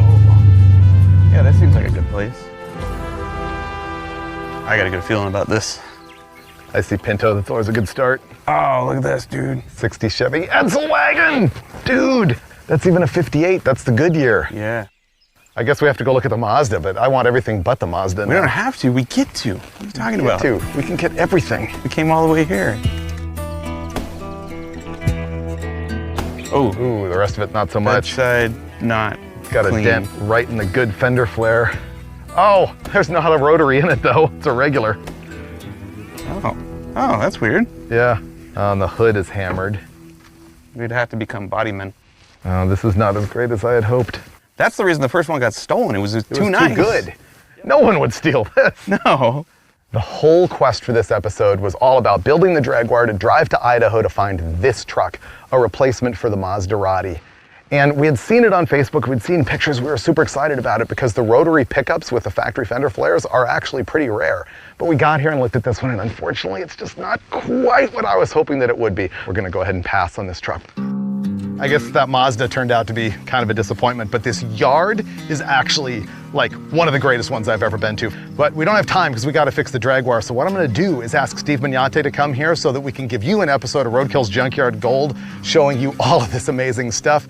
And maybe we can even come back here and rescue something later on. But right now, UPS didn't show up, so we don't have parts for the drag wire. So we got to figure out how to like booger it all together to get the blower belt on it so that we can at least go for one final epic burnout for distance, just like the drag wire is known for.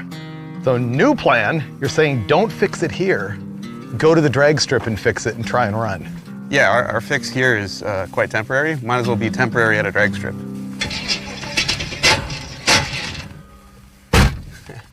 Starter's very unhappy. What? Dude, what is going on? We better look instead of ruin it. Oh, that's incredible. I know everything else I've bolted on fell off, but that was tight. Mwah, mwah, mwah, mwah. Start is fully falling off. It's a dangler. All right, we can fix this. Okay. Fixed. Back on plan. Handled.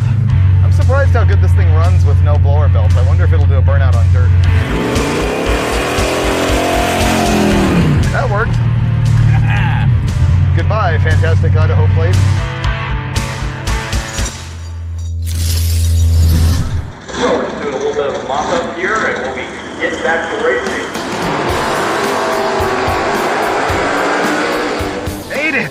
Firebird Raceway, here since 1968, run by the same family the whole time. That's why I've always wanted to come here. This place is so cool. Yeah, it's really, really good. Let's do it. So we got to go wrench on this thing past tech, and then we're going to come down here and make some passes.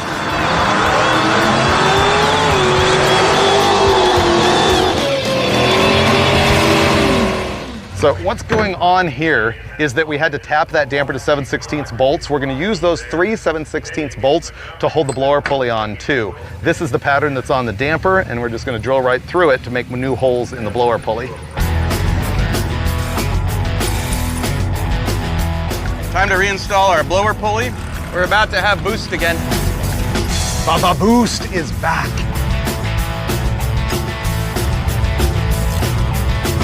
Cool. Pulley situation is solved. Now I think we should fire it up and time it. Yes. Fire it up. Remember out on the highway, we just randomly rotated the distributor a couple times to improve the tune-up when the belt fell off? I have to undo that now and set up the ignition timing for boost. I'm gonna put it at 30 degrees, and then I'm gonna set the MSD boost retard at 1.5 degrees of retard per pound of boost, which ends up being really low timing, but it's what this thing doesn't ping on. All right, I got the timing set. We just checked the transmission fluid. I'm checking the oil level. We got to put the slicks on it or drag radials, and then I think we're good to go. Oh, we're so close to running the car. Dave's putting the slicks on. I have some borrowed 110 octane gas from Beer Boys Racing. We're going racing soon. It's gonna happen. I really wanted to get the carburetor scoop on here, but it's a whole rigmarole. We just don't have time. Hope that doesn't burn us. Here we go. I got wood grain, I got imitation sheepskin, I got a Wyand 871 supercharger, Holley double pumper carburetors. I think she's gonna rip. This is the Ranchero, representing the brand Roadkill. If we get from here to the big end with no oil on the track, I'm gonna be happy. And if we run 1199, I'm gonna be losing my mind. And it's just gonna be fantastic if it goes anywhere in the 12s. All right, here we go. Let's do a burnout.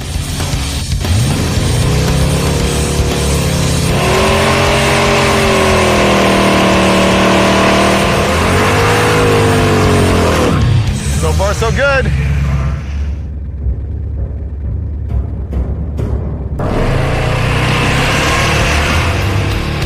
Come on, girl. Go, go, go, go. It doesn't feel that fast, but it is working. Come on, go! Wow, right out of the box. 1263. Oh my God, I wonder that it ran. Whoa, sketchy brakes. 1263 at 108 miles an hour. That's not bad for what you put that thing through, and for the elevation here, they said it's about 2,700 feet right now. Huh, not bad.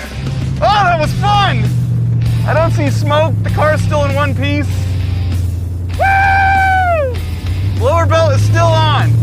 Our homebrew worked. Okay, so I'm gonna go again, and this time I'm gonna leave the line with more RPM and I'm gonna shift.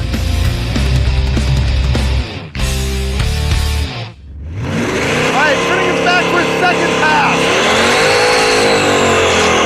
I haven't talked to him, but obviously he thinks something can improve because he came right back to make another run. We good to go?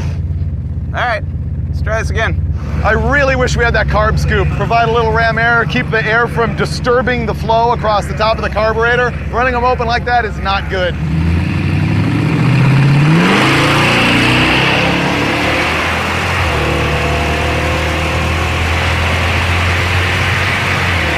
Oh, this is better. Much better shifting manually. Go, baby! Woo-hoo-hoo! 1252 and 108 miles an hour again. Oh, that was fun. Oh, there's more left. I can leave with even more RPM. So obviously he did something with shift points or something. He knows he's improving. I'm guessing he's going to come right back. It's really good news for us that the mile an hour is the same because that means that it's not getting hot and losing horsepower. Let's see. Temp's good. Oil pressure's good.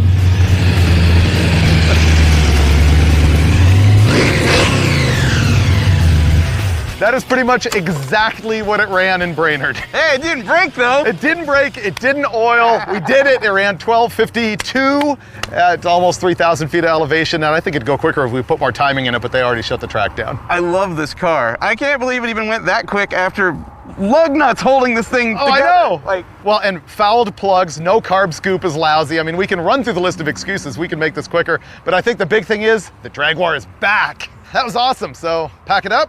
or we could do more burnouts. Or we could do more burnouts.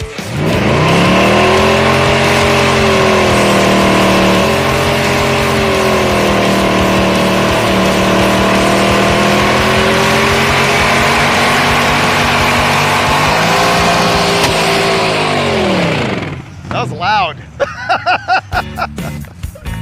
Man, that was an awesome time. We had all kinds of roadkill rehashing, reliving the parking lot engine swap, doing epic burnouts, road tripping, butchery repairs, going to a drag strip I've always wanted to go to. And then there's also the little stuff of finding just amazing junkyards, finding a new shop that helped us out right there in Reno. It's just all sorts of roadkill greatness wrapped into one. But there is one disappointment, and that is that we didn't find a replacement for that stolen Maserati pickup truck. The good news, though, is that leaves us a goal to once again go on the hunt in a future episode of Roadkill. Oh, that's gnarly. Yikes. Some more right over here. And the valve cover. And the intake. Wrenches. That's a mess. What did you do? Our motor is shiny and new. Spreading my love all over the motor. Yeah, you did. This time it is a junkyard rescue as a crossover with Roadkill's Junkyard Gold and Steve Mignante. Yeah, he pretty much burned us, didn't he? It is a galaxy far, far away. Whole 34 miles. About 34 miles.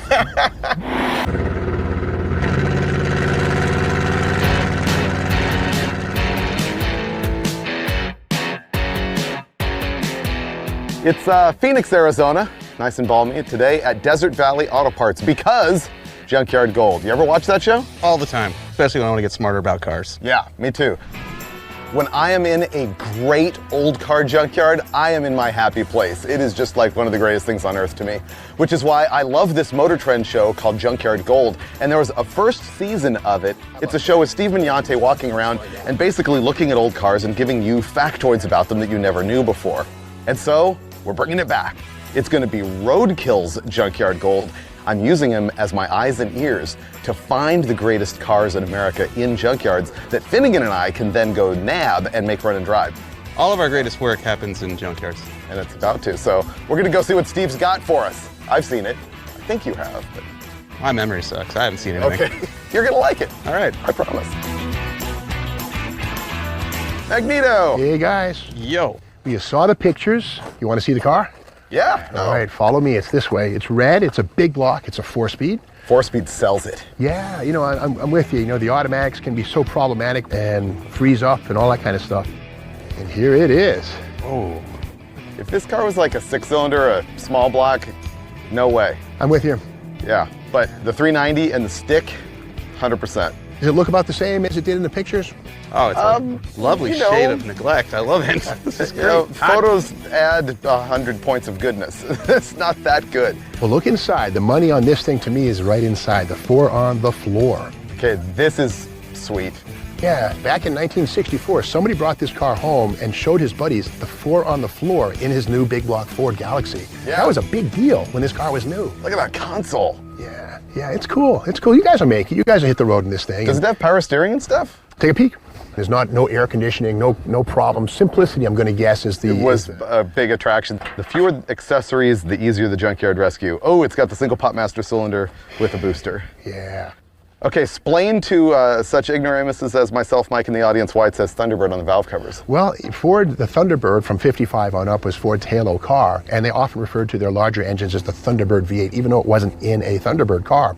And this does have something kind of cool. The chrome on those valve covers is not factory issue. This is the Z-code 300 horse 390, which I think would have had just a blue or a black engine. The chrome is probably 406 valve covers that some enthusiasts added. Well, the Ford is out of my hands. Mike and Dave have taken possession of this car. And I think if they attend to the details of this car, bleed the brakes, make sure the wheel bearings are packed, I would even prime the engine with an electric drill motor, get the distributor out, run that pump backwards, you know, pump the motor full of oil. If they do that kind of stuff, I think they have a good shot of getting this thing on the road and out of here. But it's not in my hands anymore. I'm going to keep looking for more cars in more junkyards. I like what Steve brought us. It's got a 4-speed, which is good. It's got a big block, which is also good. I have no idea how long it's been sitting here, which means I'm entirely optimistic that Freiburger and I, ignoring all the basic rules of mechanics, will probably be on the road. The key is that it's fairly complete. Everything is here, we're not looking for something. The other thing is, it being a manual transmission just makes our odds better because it means that the automatic isn't going to have a bunch of dried seals that are going to create problems. And it's an older car, it's very simple. Hopefully we can actually get the thing running. My plan is always, make sure the engine runs first before you touch anything else, right? Minimal effort. Dude, there's so many turds on this. A lot of turds. Look at it. They're big too. They're not raccoon, they're large rodent. Yeah, that's like chupacabra poop right there or something, dude. Okay, it's fixed. Fire it up. You restored it. I feel I'm here to disappoint Magnate because he had expectations of like us removing the distributor and pre-lubing this thing and doing everything the right way. It's a good thing he's gone because we're about to just crank this engine that's been sitting for who knows how long. I had to clean up all the cable connections here, but I think it's gonna crank.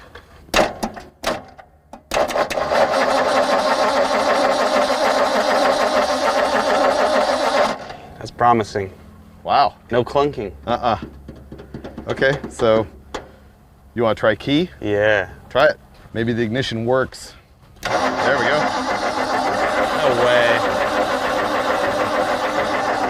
No spark. That's cool that the key works. Yeah. It seemed like I didn't have any spark because I put flammable brake fluid down the carburetor and it didn't go. So now I'm gonna see if it does. Okay, crank.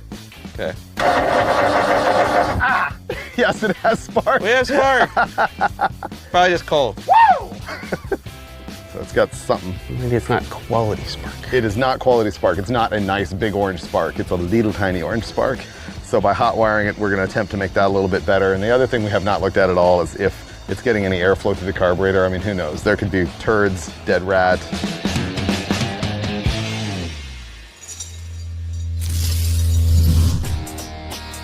I was trying to start it on the brake clean, which you've seen me do a million times. But the thing is, they sell different brake clean formulas in different areas for emissions reasons and stuff. Check it out, non-flammable. So therefore, we're gonna go to the cleaner carb and fire it up on something that will actually explode. Oh, that was fire. It's gonna happen. Wants to run.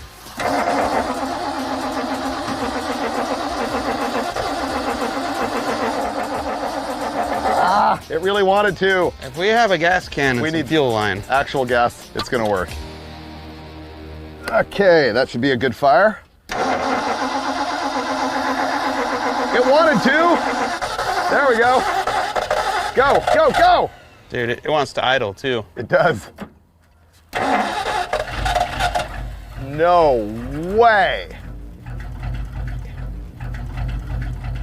I think we have at least 6.5 cylinders there. Wow, this thing runs good. It's alive. We're gonna be good. How long has this been parked? like 40 years, something like that. That's awesome. The 390 started way easier than expected and actually runs pretty smooth and didn't make any hideous noises or anything. Our first major problem is that water pump is locked solid. Look at this. Rusted up hard. So we're gonna have to pull it out. Lots of poop, lots of nesting, and one dead water pump.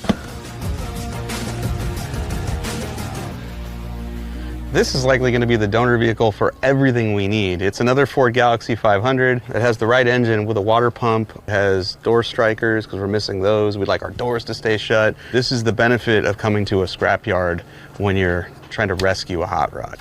That one's locked up also. Okay. That water pump is junk. All right, moving on. Moving on. Well, we're a little stuck for a water pump right now. Our donor car, its water pump was froze up.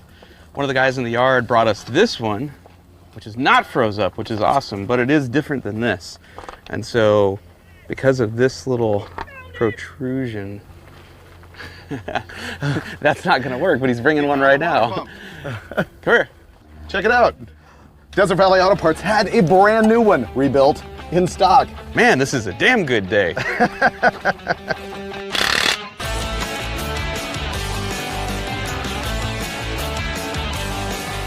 We have new radiator hoses, a rebuilt water pump. Radiator seems to be in okay shape. Okay, now we need a radiator. Look at that. There's a hole right in the middle of it. That's right about where Freiburger was working with the ratchet that he got stuck in there. Pretty sure Freiburger is the reason we're not driving this car. I ruined the old radiator as I was trying to fix it. So Finnegan went on the hunt, which is some kind of 64-ish Thunderbird radiator that appears to work perfectly with the exception of the upper nipple, which is too small. You don't hear that a lot. Nipple's too small.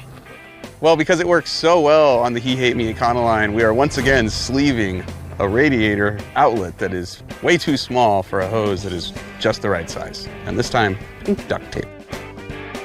This is a big moment right here. Does the stock mechanical fuel pump actually pump fuel? We're questioning it because the fuel line to the carburetor was just cut in half. What we're gonna do now is hook up the inlet side of the mechanical fuel pump just to our bucket, see if we can get it to drink gas.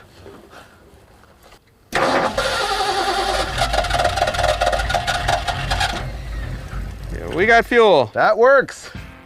Great. All right. And it got some dirty fuel out of the pump. At this point, next time we start it, if the carburetor works, we'll be able to keep it running.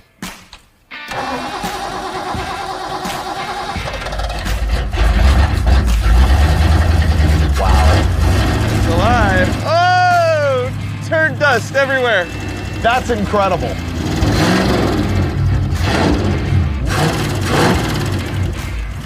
That carburetor's not a fountain right now. We don't have just gas pouring out of every orifice. That fuel pump seems to work just fine.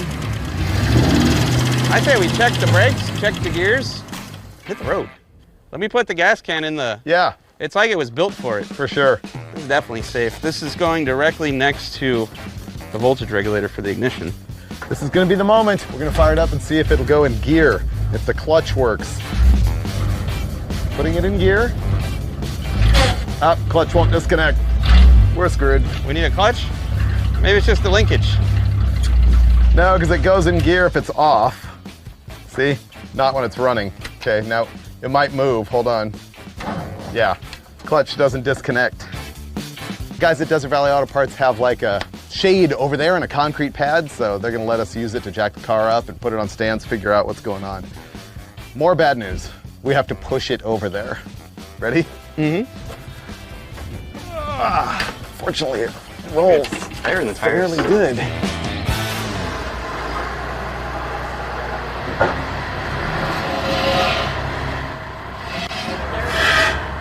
Okay, back is good.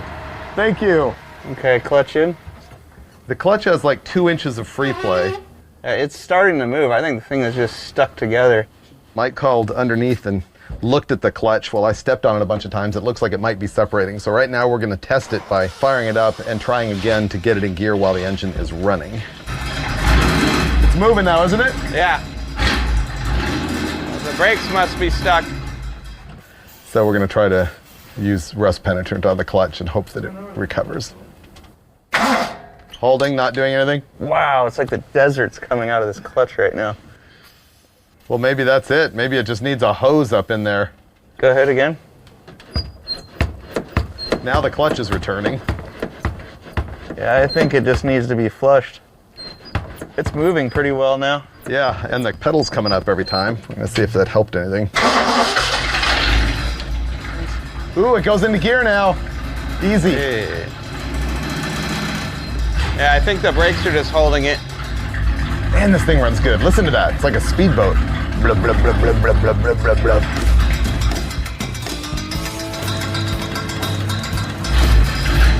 I think we just revisit our radiator and fan clearance and take the wheels off and look at the brakes. I'm declaring all win up to this point. The engine runs amazingly well. I can't believe that Autolite carburetor is actually doing as well as it is. But from sitting here, that clutch is just packed in dirt and rust, but it seems to be self-healing. The brake pedal won't move at all, and who knows what other disasters we're gonna find, but we will leave that for mañana.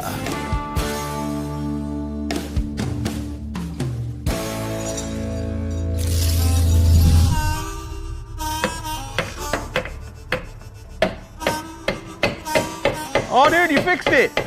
Get out. No. Keep going now. This is fun for me. I really wanted to believe.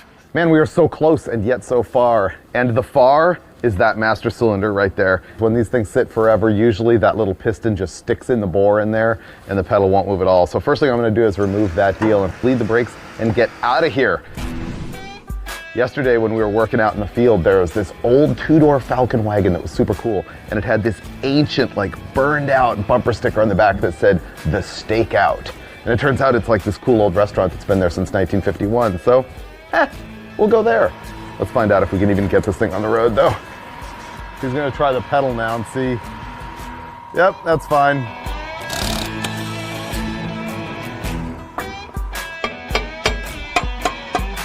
Oh. Packed in dirt.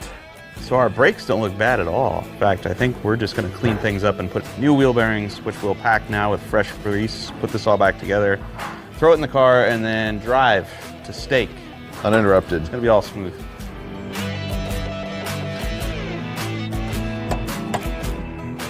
It took a couple hours to get it delivered, but we have a brand new, completely archaic, single pot master cylinder at the go. I'm about ready to bench bleed this thing, and I'm gonna make bubbles by cycling it. There we go. Okay, install it. Aha! We're going to bleed. He's got one of the bleeders open, and the pedal basically still won't even move. I could feel something happening in there. I was like, this is weird. And then when you let off, I can spin the drum, but when you step on it, I can't spin the drum. This may not be jacked up. This may be functioning. It's almost as if the brakes are already bled and we haven't even started yet, which is what's really weird. Ready? I just stopped it. It's moving. It's stopping. We have brakes, dude. This is weird. It just works. This is so weird. Let's go test drive this thing. The crazy part is it had that much brake fluid in the master cylinder. You know, just enough where it Stayed bled. stayed bled. Yeah, and we bench bled it, Yeah. and then all there was that little bubble right at the end of the hose. We're so good at this. Really good. This is the fabulous Freiburger fuel system. See, we're gonna run the stock tank that's in this thing, and we have no idea what's in there. It's probably full of dirt and crud and all sorts of stuff. And so I run multiple filters. So we'll drive down the road and this one will clog, and then we just remove it. Then we keep driving until this one clogs, and then we just remove it. This works way better with clear versions of these filters, but this is a way to get on the road from the junkyard with minimal effort. Gotta fill this 5 gallons in there and then go get another 5 gallons and put in there, and hopefully that dilutes it enough where it just doesn't clog every fuel filter we put between here and the carburetor. We'll drive today. We'll get somewhere.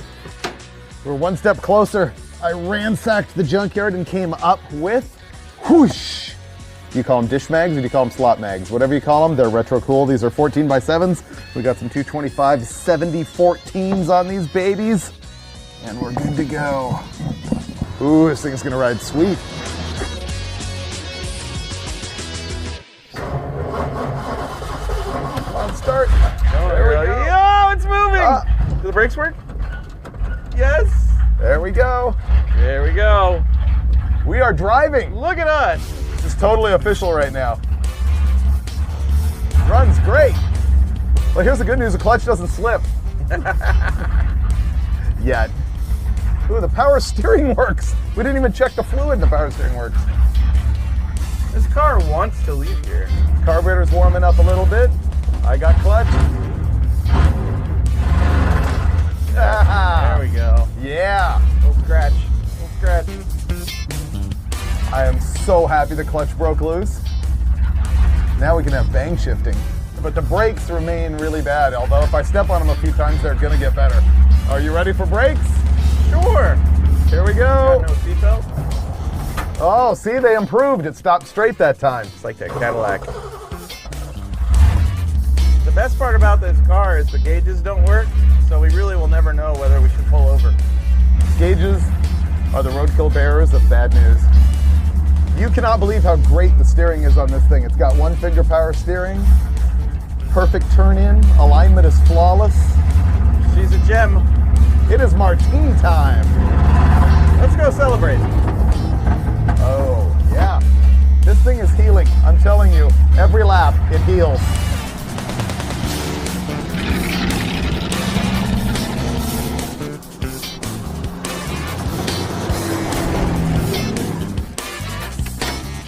That was a successful test drive. Thank you. Look at what we just did. I don't care how long that car has or hasn't sat, it was messed up. Dirt everywhere. And we got most of that dirt out and then just trucked it all around this place. The car is healing itself. As soon as we got it out driving around in the junkyard, all of a sudden the clutch freed up. The first time I stood on the brakes real bad, it like pulled to the right, felt like only one tire was locking up. But the more times I hit them, the more they all sort of worked in. The car just wants to come to life. But it's gonna strike on the road because tomorrow morning, all we gotta do is like tune that carburetor a little bit. It's kind of too much junk for me. And we sprung a big old leak in the heater core, gonna have to fix that, no big deal. But after that, we are in the wind.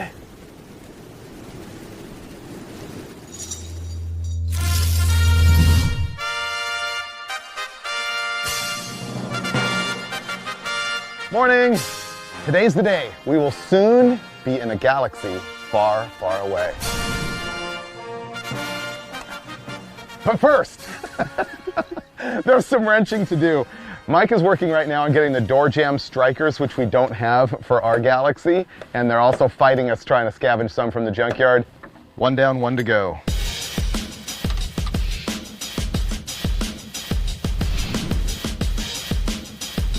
All right, installing.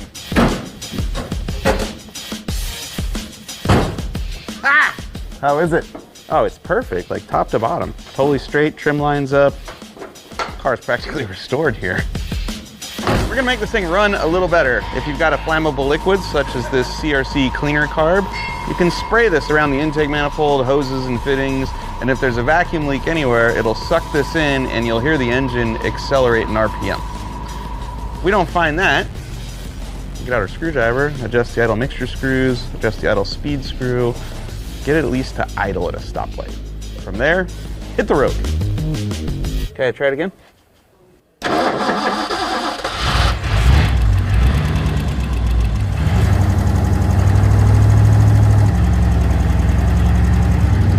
Think the base gasket's leaking.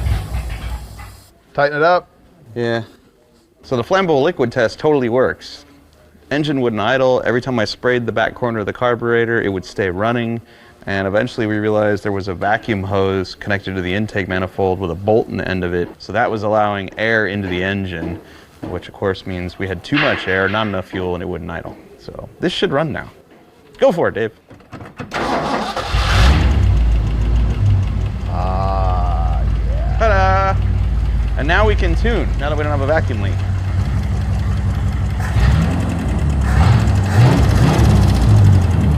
Race car.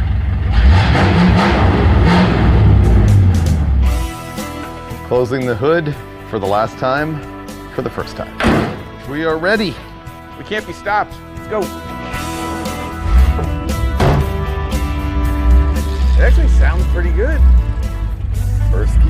I dig this console too, even if it The is covered in console's mud. great. Wait. How'd I do? Very smooth, sir. Come by Desert Valley Auto Parts.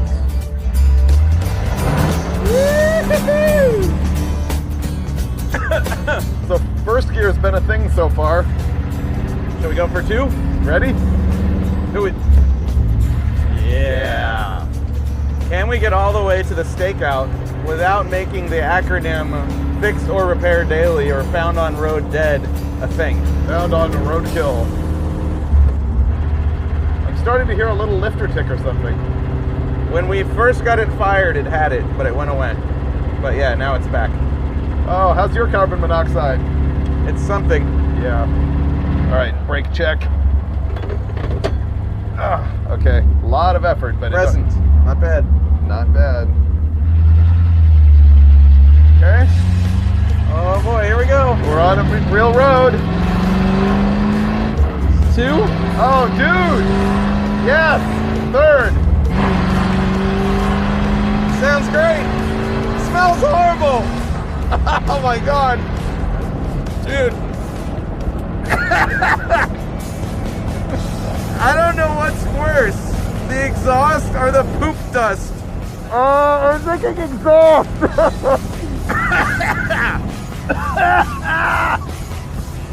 Oh, I can taste the turd!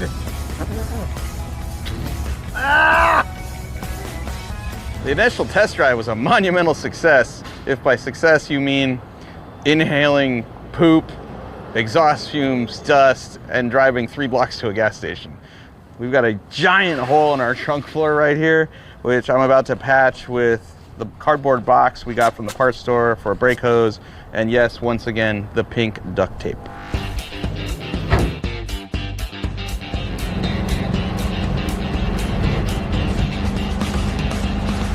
Wow. The airflow was good, it just sent a bunch of dirt.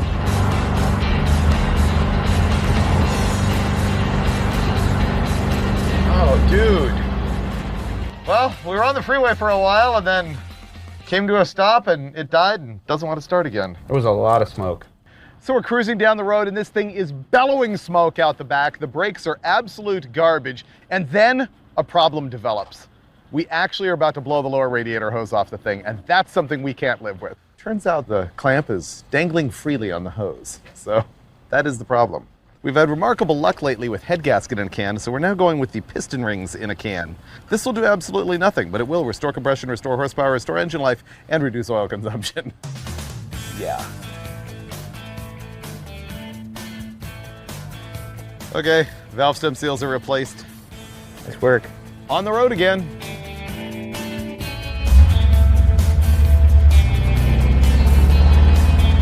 The mechanic in the can said it might take up to 2 days to work. We got time for that.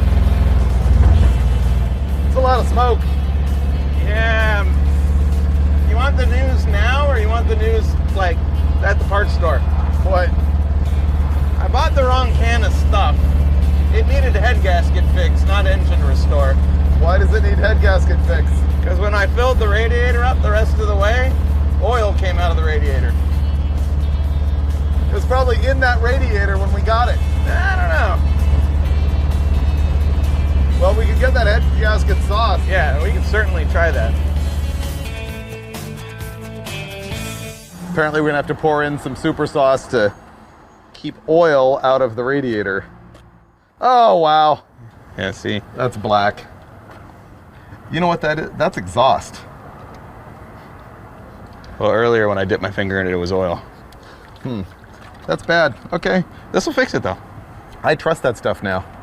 You really can't ever get roadkill when you have this in your toolbox. I have to use all my superpowers. All right, K-Seal. Work your magic. Let's ride.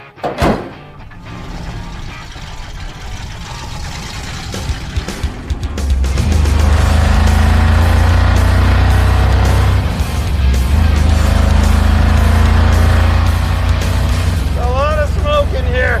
I feel like Chong. You look more like Cheech. Here's the better looking one.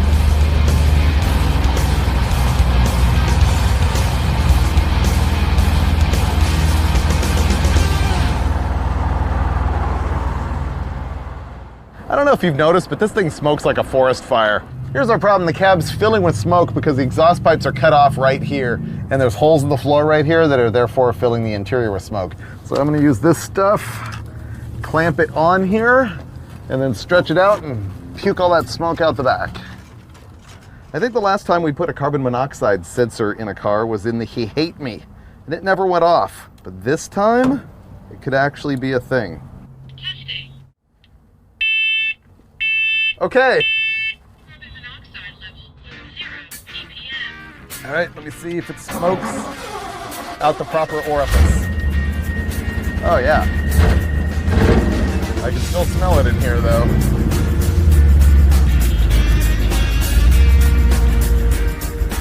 Wow, is it bad? Not sure I've ever driven anything that smokes this bad. That's coming inside still. Yep.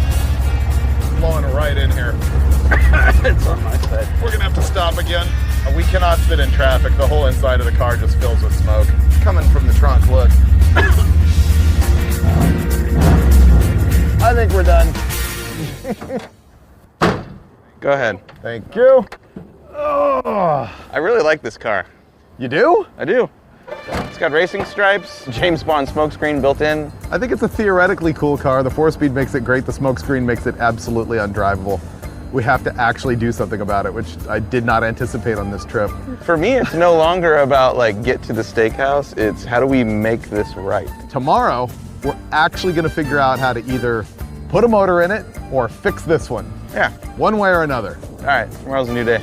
I'll start finding engine parts.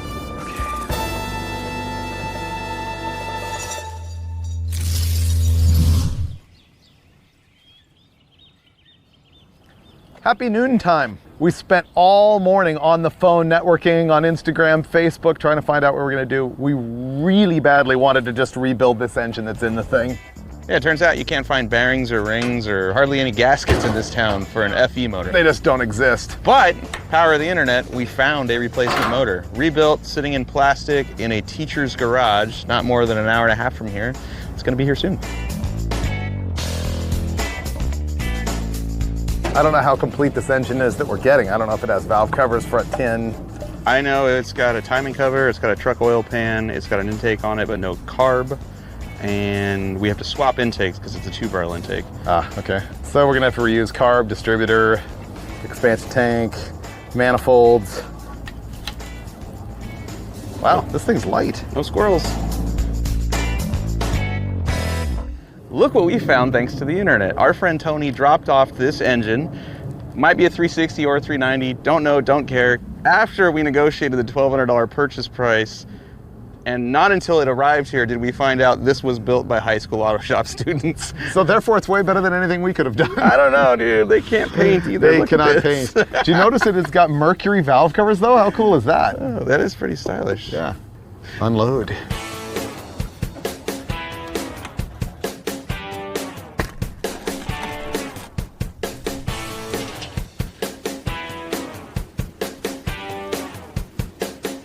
There we go. All right, we can get it out now. This is of course taking way longer than expected. We finally got the other engine out of the car. Now it's just a matter of like swapping all the parts over. We got a lot of stuff to do. We're gonna put the whole front dress on here, the oil pan, clutch, flywheel, pilot bushing. Well, we're not the kind of guys that just throw new parts at an old car when something goes wrong and don't ask why. Actually, we are those people. While loading it into the bed of his truck, Tony decided to take the valve cover off, something we haven't done this entire 15-mile trip we've taken, and he spotted the intake push rod on, I think that's number 1. Decided to vacate the premises. For reference, that's what it should look like. That would be our smoke and our rough running. But hey, maybe now the car will do burnouts now that it has a freshly rebuilt motor done by high school auto shop students. Looks great. It's surfaced. Put it Yeah. on there. Uh-huh. Perfection.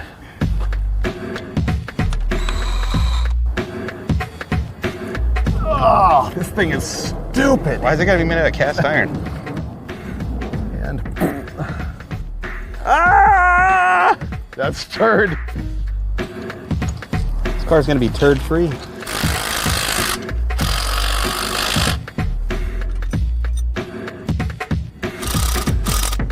Same news as last time, except for darker. We're still just bolting junk on. Actually, right now, I think we're gonna pull spark plugs out of it and roll it around and find top dead center and throw the distributor in. We're as ready as we're ever gonna be.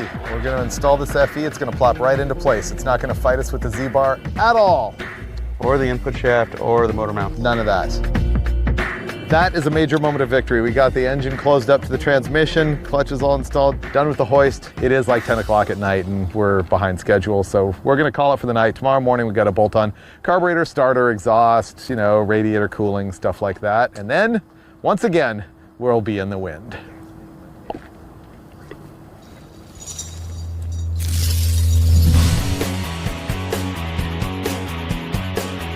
I can't even believe this carburetor works as well as it does. Finnegan's underneath handling the starter and the exhaust and the clutch Z-bar and all that annoying stuff, and I'm doing fun things like carburetor, fuel system, spark plug wires.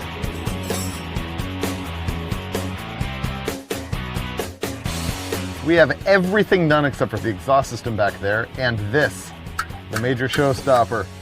The activation rod off of the pedal won't hook up to the clutch fork because it's about that much too long, because the fingers on this diaphragm type clutch stick out much more than they did on the long style clutch. I'm not gonna have an adjustment. I think we're gonna end up having to cut this rod and shorten it, which is uncool. Okay, step again. Now I'm gonna take the rod out.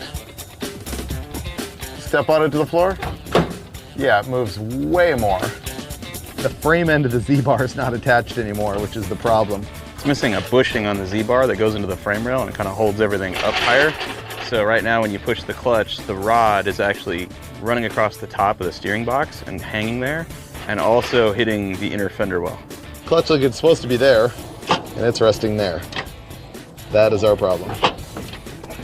We're all about the setbacks here on Roadkill, and the clutch linkage is one of them. We're still gonna be battling that one. It's a big problem.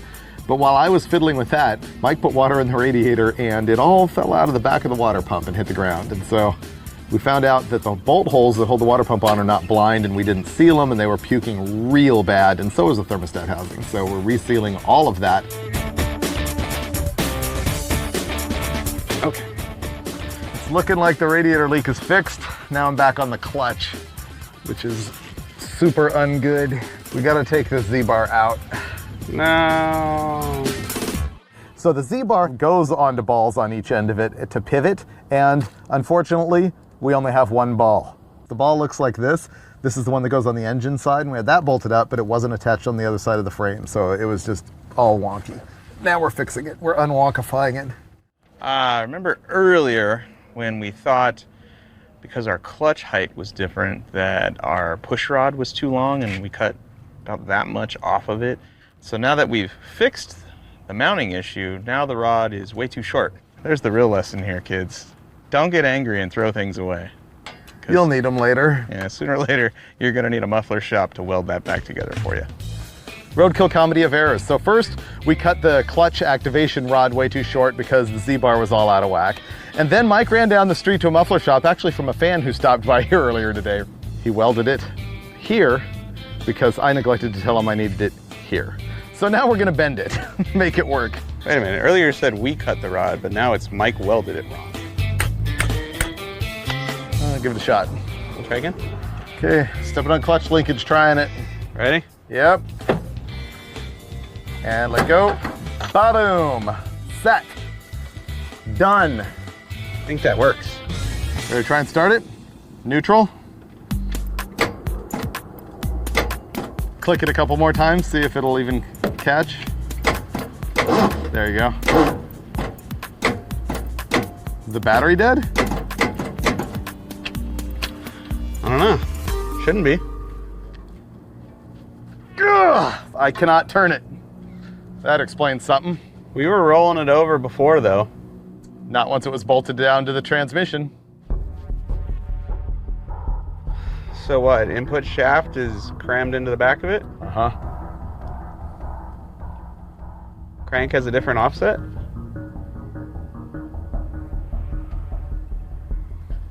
Back of the cranks looked identical. Locked up solid. That's weird, dude. We're trying to start this thing and the engine's locked up, won't turn over at all, which means we've got something wrong with the transmission or clutch or whatever. On like the third or fourth click, it moved and then stopped. Like something stopped it, you know what I mean? Yeah.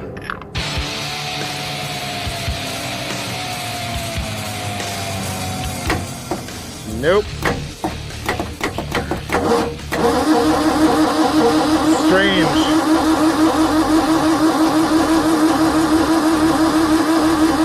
The first couple times he hit it, it didn't move. And then all of a sudden it broke loose and went. Still confused. I'm gonna pull off a valve cover and see if we're getting any oil pressure.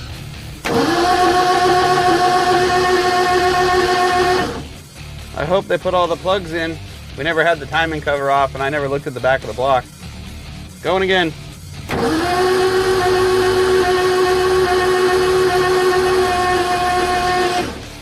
That is not normal.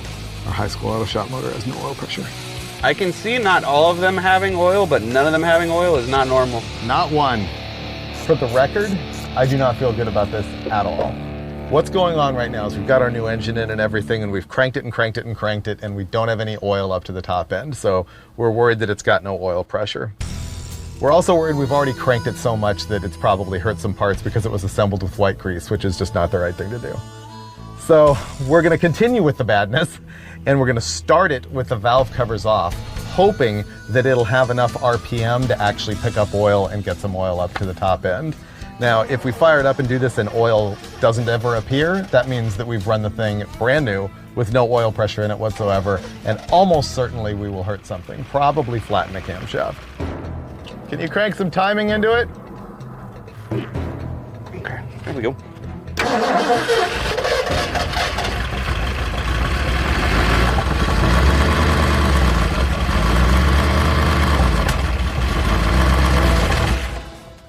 That runs terrible. I made a fire out of the carburetor. It's still dry. I think it's junk. I got a bad feeling. The valves are barely opening. It's got no oil pressure. We've probably already wiped the thing. We are not getting steak dinner at the stakeout tonight. We can walk to the Sizzler. Is there oil in the tops of the lifters on this side?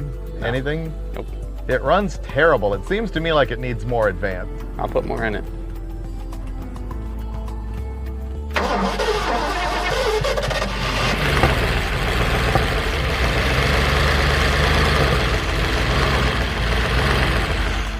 Nope. It's dead. The smoke would indicate it's unhappy. Yeah. We just killed that motor too. It's got no oil pressure. It's got to be the distributor is not engaging the drive shaft. But by this point, we've wiped all the bearings and yeah. Of course, I mean, these valve springs have no pressure. Who knows? The thing could run 100,000 miles if we could make it have oil pressure, but we can't without taking it out of the car and taking it apart and seeing what's wrong. Next time on Roadkill. Steve Magnante did this to us. Actually, I really can't blame him. The 64 Galaxy was a pretty good pick with the big block and the 4-speed and all that stuff. But I had to really cast my mind back on the history of junkyard rescues with Roadkill. I'm looking back at Pigpen, that 51 GMC that we took out of Turner's in Fresno. And honestly, that thing only made it 15 or 20 miles down the road. Maybe not even that, before a pinched off exhaust stopped us and killed the motor in that thing. And then there was the Disgusting at Colorado Auto and Parts. That thing ran great the day that we rescued it and did some donuts around in the junkyard. But then, months later, when Finn and I tried to drive the thing and did some more donuts, we found out that it had no oil pressure because there was leaves packed in the oil pickup, and we killed that engine. And so now we're 3 for 3 with the 64 Galaxy. The 390 was actually pretty good going out the front door of this thing, but man, it started smoking pretty fast. And as it turned out, it bent a push rod, probably because it had a sticky valve guide, and it started running on 7, and we decided to fix it because the whole point of Junkyard Rescue is a rescue, right? We ultimately picked the wrong motor and didn't really do due diligence with it on making it run and drive like you would do if you were in your own driveway, and we end up killing it too with no oil pressure whatsoever. But the thing is, anytime you can get an old car on 4 wheels, running, driving out the front door of a junkyard and into your garage and ready for some rescuing, that is a win. And this thing will be in the long run, because I think Mike and I are both sort of disappointed by the failure here and dedicated to the fact that the car has to live again. So someday on another Roadkill, we'll get this thing going. What we'll do with it, I'm just not sure yet, but it'll probably involve steak. The very last thing you should do before embarking on any vehicle you get out of a junkyard, vacuum out the turds. That's just, oh man, I can feel it going through there. Ah! No chupacabra. Come on, there we go. This time on Roadkill, an epic junkyard rescue, the greatest junkyard of all time, and Evel Knievel's got nothing on us. we're jumping the Snake River! Woo! I ain't jumping nothing, you're alone.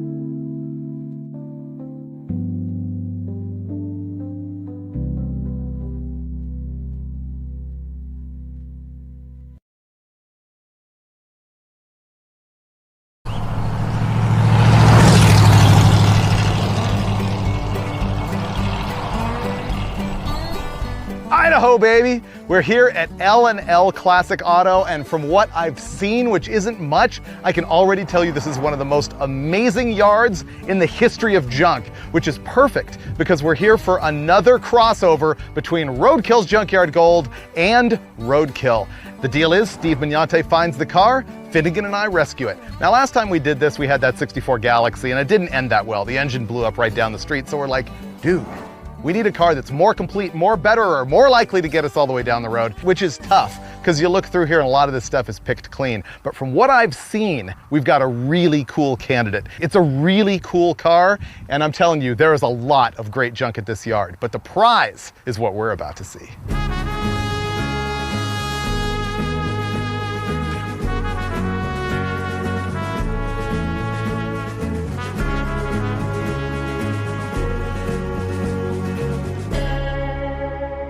Oh, I like it. It's a good shade of brown. T37. It's not quite a GTO. GTO-ish. Stripes, dope. It's a GTO minus the go. You know, I figured you guys have like 4 or 5 days to get this running, and I thought manual drum brakes, simplicity. It's an automatic, which could bite us, don't know. Yeah, but, you never know. Change of fluid. But the nice thing is, it shows 352 barrel, but it has a 4-barrel carburetor, and it's pre-EGR. And the chrome valve covers, it smells to me, it's vibrating like a GTO 400. but nothing else. It's a 350 with a 4-barrel swap, like 300 horsepower, headers. Dude, I like Not it. bad. It's actually really cool. Factory AC car minus the AC box. Okay. So the T37, what makes this better than a Le Mans or different than a GTO? Well, it's Pontiac's base model, the T37, and you could get a 6-cylinder in this thing, but the beauty is any mechanical part that you could have in a GTO could also be had on this if you check the right boxes on the option sheet. So this one here with the 350, you know, somebody had that in mind, but I love the fact that this one has the longitudinal sports stripe, which Yeah, was an really option. cool. Looks like a GTO. I'm getting more and more pumped on it, I have to say. Oh, dude, it has sculptured shag. I can't believe I'm more excited about that than I am about the rest of it. That's disgusting. The shag plays. It's like a 70s porn set. How would you know? Someone's been to Carpeteria. This thing's hopped up. Oh, it's got like the GTO-ish dash. Yeah, I believe so. Yeah, the circle gauge is right. No tack on this one. That would have been an option, but it's too bad it's a column shift automatic. But, you know, you Yeah. got the bench seat, you know. Yeah, the shag goes well with the brown wheels and the rust. I like the whole package. It's actually pretty straight and rust-free.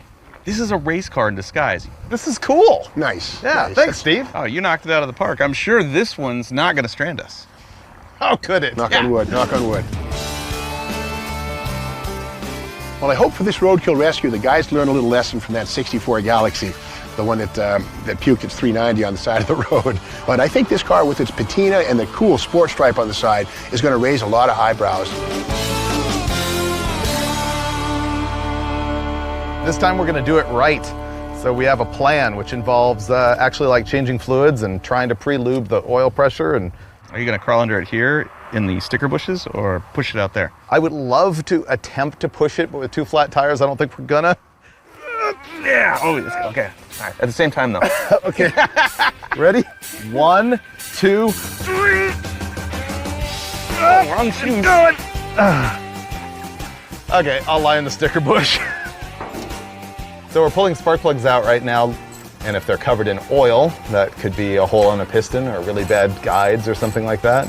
But so far, that one looks like it's just running stinky rich, too much fuel from the Quadrajet, which, as you know, is no match for the thermal quad.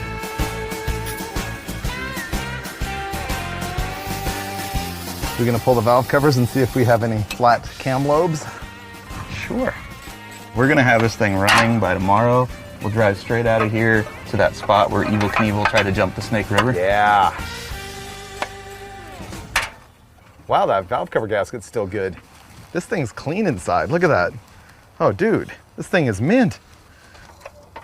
The other reason I wanted to get the valve covers off is to check for a flat cam lobe. What that means is as the lifter rides on the camshaft, especially with the modern oils that don't have zinc in them, that is a heavy wear point, and sometimes it'll take the egg-shaped cam lobe and make it perfectly round, which ironically is what we call flat because there's no lift to it whatsoever. And when that happens, it gives the rocker arm up top a lot of lash, a lot of just slop.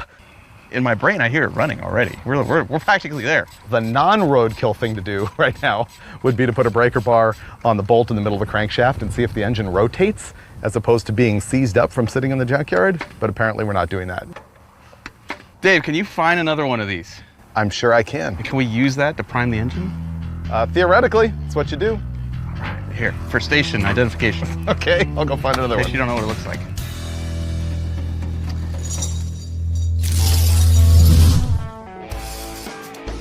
We're gonna try and make our own luck here by doing something I never do, which is pre-lubing an engine after it's been sitting around for a long time. That means building oil pressure inside the block without actually having to fire up the engine. The way we're gonna do that is by making a tool out of another Pontiac distributor, which I just found right here. So all I have to do is harvest this distributor from this engine, and then I'll show you how it's all gonna work. There we go. We're gonna make a tool out of that. Where are you, Dave? Get the oil drained out yet? No, that was the laying in the ground thing. I know, that was my passive aggressive way of saying, you didn't drain the oil because you're gonna make me do it. So here's the thing, I got another distributor. All we're gonna do is grind all of the teeth off of it. This tang right here is what drives the oil pump down inside the engine, but this gear is meshed with the camshaft. So if you want to drive the oil pump without spinning the camshaft and the rest of the engine, you got to take all these teeth off. We can chuck that in the drill and spinaroo. You be Mr. Mangle Modify? Mm-hmm. I'll be Mr. Jacket Up and lie in the weeds with the rattlesnakes draining the old oil out of the engine. Deal. I really feel like I came up on that deal. I actually feel like I just won the lottery. No snakes for me. What we're trying to achieve here is spinning just the bottom part of this. I'm gonna cut the housing in half, then I'm gonna slide the shaft out, and I'm gonna cut the housing down about 1 inch so that when I put the shaft back in, it sticks out of our modified housing just enough to engage the chuck on a cordless drill. Okay, so there's our modified housing, there's what's left of the shaft. We'll clean up that end there, grind the gear off, and we will have ourselves an oil pump priming tool. We will have oil everywhere it needs to be, as opposed to right now if we just tried to crank the motor over, every metal-to-metal surface is gonna touch because there is no layer of oil protecting it. Wow, it's got a new fuel pump on it too. I feel we're cheating with this thing. There's something about it that says it's run recently. Of course, the other thing that you can look at here is anything that is on the drain plug. This is actually a magnet in a lot of applications, and you can see if there's any metal on that. That's an indicator. The other thing I'll do is look at the oil in the pan itself to see if there's any metallic glitter in it, which would tell me that we've got a problem eating a bearing or a lifter on a camshaft or something like that. So. Okay, 4 quarts in the gallon, that's 5 quarts. That sounds good to me. Man, what a nice day to do this. Out in a junkyard with the sun shining, snakes rattling, motors rusting. Positively perfect. Here is our modified distributor, which is now our mechanical oil pump drive tool. We just need a means of spinning this fast enough to send oil throughout the motor. And for that, I give you the 20-volt cordless power drill. Aha!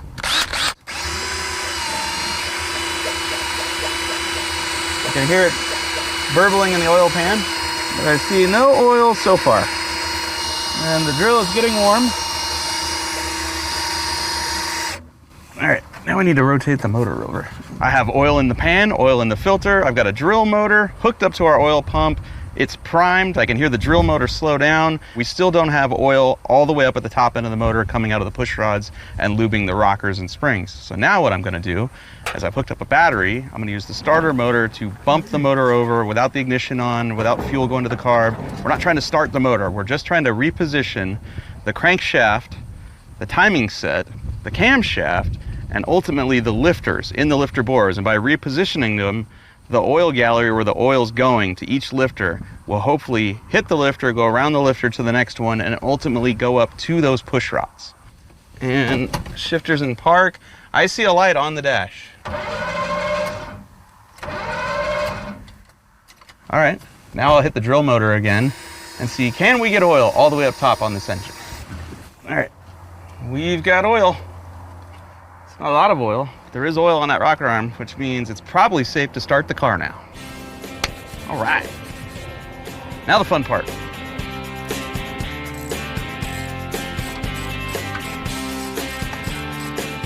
Very short bump. Okay, we went past it by 10 degrees. Earlier, when the engine was straight out of the junkyard, I had marked this as the #1 terminal. So what I'm gonna do is drop the cap on, and I now know that this is where the #1 has to be. Now that that is marked on the housing, I know I need to drop the distributor into the block so that the rotor is pointing at that #1 terminal. Okay, stop. Okay, I got the distributor dropped all the way in. I got the marks lined up. I'm gonna give it just a hair more advance, and boom, lock that down. Put the cap on, plug wires, throw some gas in it, fire it up.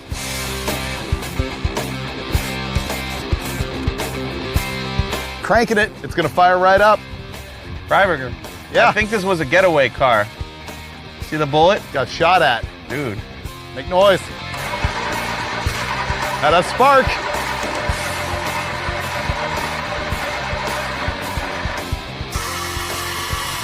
Fire it up.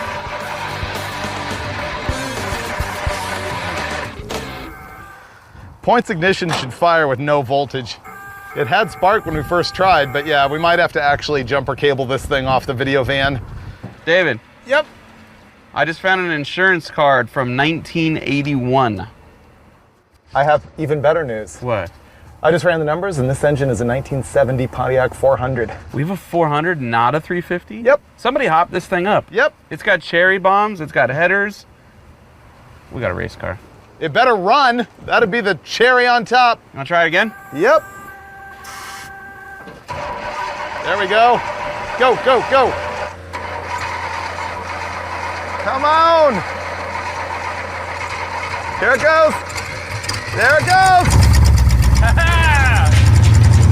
my God, it's alive. It's running. It's alive. Dude, sounds rowdy. That needs some timing, but it runs. Dude, we just brought a car back from the dead out of a junkyard that apparently hasn't run since 81. Let me crank some timing into it. Dude, okay. This is awesome. We got a T37. There we go. Yeah. Way better. We can make that run. This thing's alive. It sounded good. It's not awesome, but we can make it good. That was 8 cylinders. So it runs. Oh man, it sounds good. And it's a 400, not a 350. I never knew until about 20 minutes ago that I personally needed a 1971 Pontiac T37. This thing is growing on me big time. I really dig it. It's like the disgusting of Pontiacs. But what is irritating me is the starter. It's just not engaging with the flywheel. Every time we try and crank it, it's spinning without turning the engine over. And finally, when it does catch and the engine wants to start, it kicks back out, which is super frustrating because it means we can't do the stuff we need to do right now, which is set the ignition timing, make the carburetor work, check the automatic transmission fluid. None of that's gonna happen right now because the yard is like shutting down for the night and everything. But it does run. I think it's gonna be solid. There will be more winning tomorrow with Pontiac 400 power.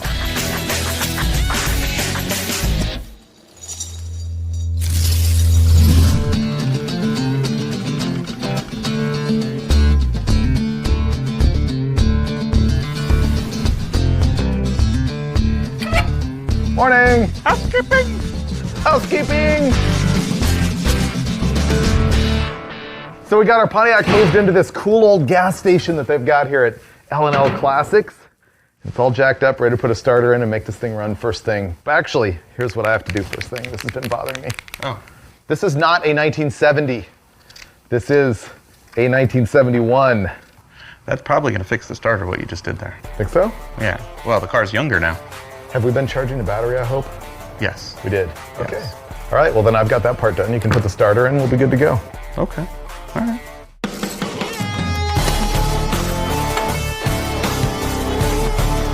There we go.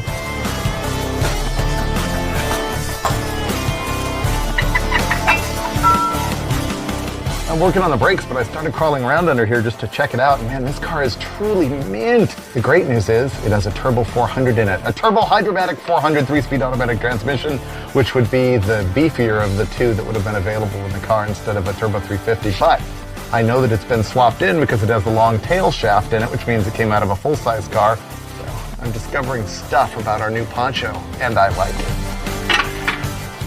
Same as the other side, it's just used old stuff, but it's not that bad. I think I can put all the drums together and we can just start bleeding.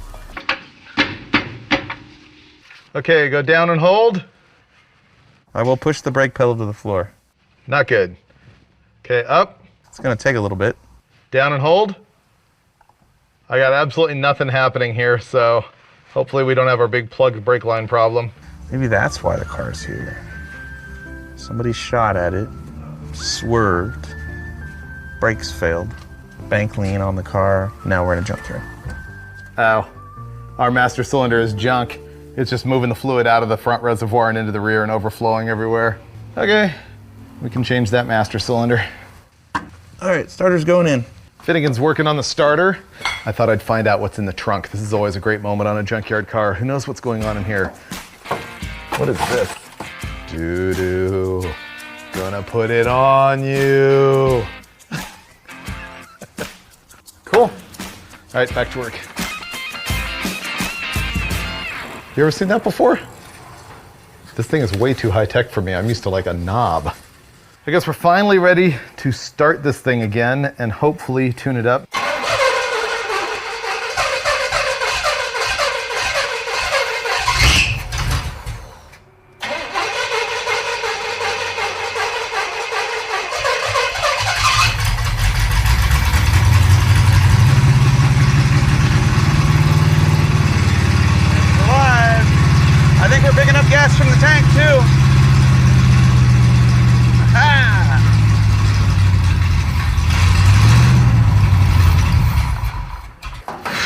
That ran longer than it ever has. Yeah, I think it might have picked up gas.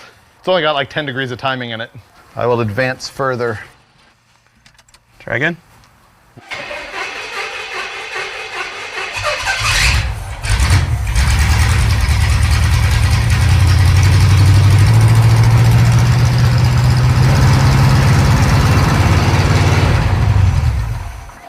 Okay, runs good now. There's our first disaster. Automatic transmission fluids all over the ground. At least that means the pump's working.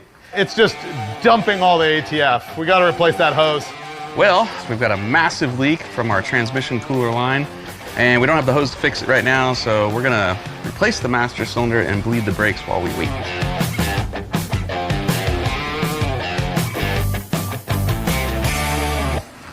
All right, turn the wheel all the way the other way. And this one's a different bleeder size. Wait. Well, we tried to do this the lazy way and just bleed the brakes that were here, and I've already popped open this cylinder here. It's leaking already, and so we gotta change all the wheel cylinders. Ah, the wheel bearing's stuck to the spindle. Oh, that's officially ungood. Yeah, see how this bearing is just completely welded itself to the spindle? That's super bad. Boom, wheel cylinder. See, you can see here where it's leaking fluid out the end. That's junk. We have new ones. So this is fun. The new wheel cylinders that I got are wrong. You can see that the thread size is different and the type of fitting it even takes is totally different, which is curious because also the new rubber hoses that I got for the front end are wrong. So we're gonna have to like run to a local napper or something and see if we can make this correct. Okay, a couple of zip ties will make this average. Theoretically, the transmission fluid leak is fixed. Our next challenge is that we can't get our fuel system to pick up fuel out of the tank in the back. Who knows how many disasters could be going on back there with the sock inside or whatever. But we've got new rubber line on there now. We got hose clamps on there so it's not pulling vacuum, you know, pulling air instead of gas. So now what we're looking for is to see if we can get some fuel in the filter. Go.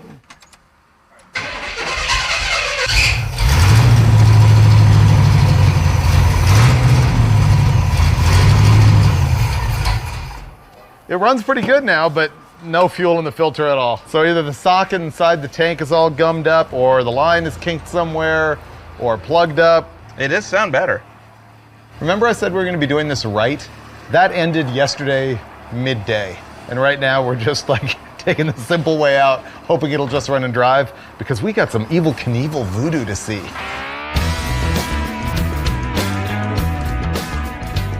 Now we've got a jug of gasoline up front, and instead of trying to draw out of the car's fuel tank, I've got the hose going to the pump from, whoa, how did that happen? I'm filling the radiator. You're filling the radiator? It's leaking out this side, so obviously we have a bad radiator on top of it all. I thought we'd already put water in this thing. We did, it's been full once. Oh, brother. Our radiator's junk.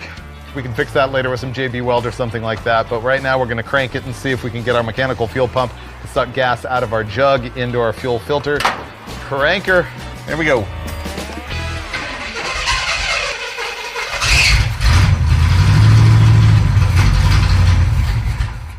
Fuel pump doesn't work. Okay. Today was the day we really thought that we were gonna be on the road. We're like, man, the poncho is treating us right. This is gonna be great. We're just gonna slam some brakes on it, maybe just bleed the brakes that are there and hit the road. Then it became full roadkill. Bleeding the brakes didn't work.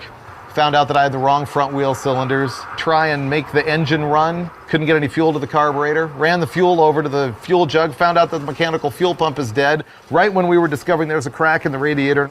We did fix the cooler line though. That's about all that really moved forward today.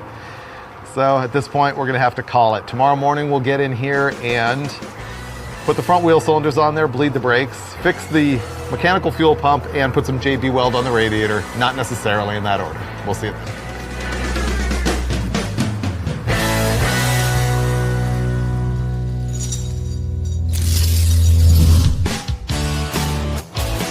Oh man, this place is amazing. So remember when I left you last night, I listed all of the things that had gone wrong for us that day? Well, I forgot two things. One of which is a wheel bearing has welded itself to a spindle. Second of which is we're missing some parts off of the brakes on the right front of our car, so I'm gonna harvest them off this friendly Buick right here. There we go. That is what I need right there. Just that adjuster that holds the brake shoes at the bottom.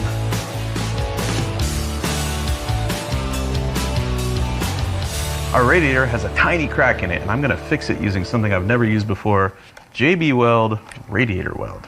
Essentially what this is fiberglass cloth, 2-part epoxy, and a piece of sandpaper. I'm gonna sand the radiator to take all the paint off of it. Then I'll clean it with brake clean, mix these two items together, and within 30 minutes, this should be completely cured and ready for us to do lots of burnouts and pressurize our cooling system with a blown head gasket. And I'm sure it will not leak. I feel good about it.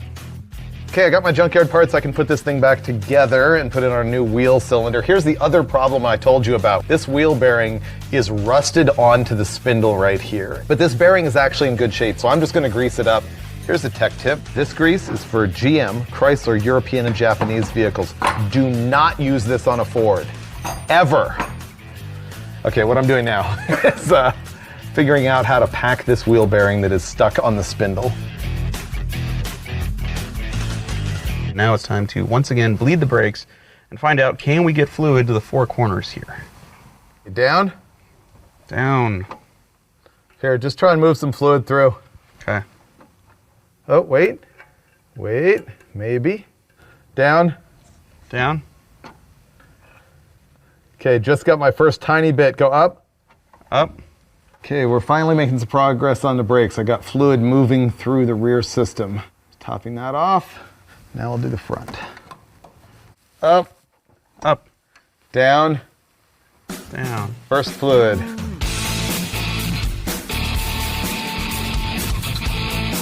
Here's our 2 fuel pumps. This is the old one, this is the new one. They're basically the same, except this one has an extra outlet here. And the inlet is pointing a different direction, but I don't think that's really gonna matter. So we'll just pop this in.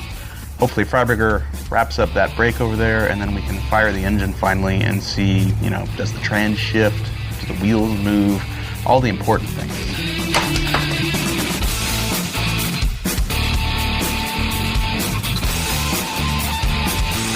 I fixed the brakes with junkyard parts. Finnegan's got the new fuel pump on there. We've got our super loud and complaining ancient battery charger hooked up, and we're finally ready to crank it again. This is like take 7 to try and make it run so we can time it. So what we're looking for is to see if that new fuel pump is gonna work.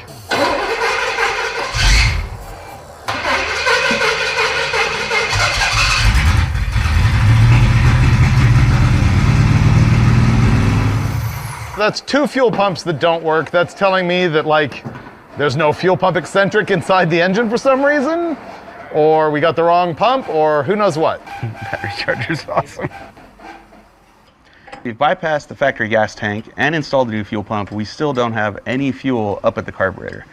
Leads us with 2 conclusions. Either the eccentric, which is on the camshaft, which is what rotates and actuates the lever of the fuel pump, isn't present, or has fallen off, or was never there. Or we have a clog in our inlet or our outlet, something's happening, so we're taking the pump back off to try to look up in the engine block and see what we can see. There we go. Okay, so there's the pump. This arm rides on an eccentric on the camshaft that makes it go up and down. I'm thinking the eccentric's not there. There is no eccentric on the front of the cam. Perfect. The bolt is there, the timing chain's held on, but the eccentric is gone. Okay, so we're not taking the cam out, so we'll put an electric pump on it. Yeah. And then go have fun. Wait a minute, where's the old pump? There is no wear mark whatsoever on the pump arm. This pump has never had an eccentric on it. Yeah, see, and look, this is like swap meet or junkyard labeling here. So I think the car was here and somebody tried to get it running with this and failed and gave up. Ooh, I know. So this is a 400 instead of a 350, and it's got a turbo 400 in it with a long tail shaft. This drivetrain didn't come out of this car. Right. So the guy swaps it in, puts headers on it, header mufflers, the whole deal. Never gets it running in this car. Yeah. And can't figure it out, so he sends it to the junkyard. It's gotta be. Is that it? Well, we'll never know because the guy that last owned it, at least on paper, is either dead or hiding, because even the sheriff that came here yesterday to verify the VIN number and give us paperwork so we could buy it, he couldn't find that guy. Couldn't find the guy. So we'll probably never know, but we can certainly fix it and enjoy the fruits of that dude's labor. Next step, electric fuel pump.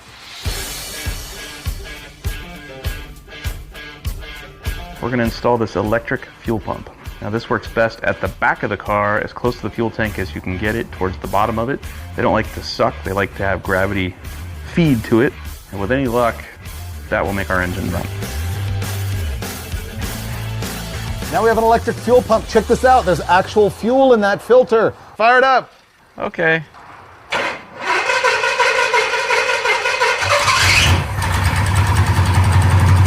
That is running.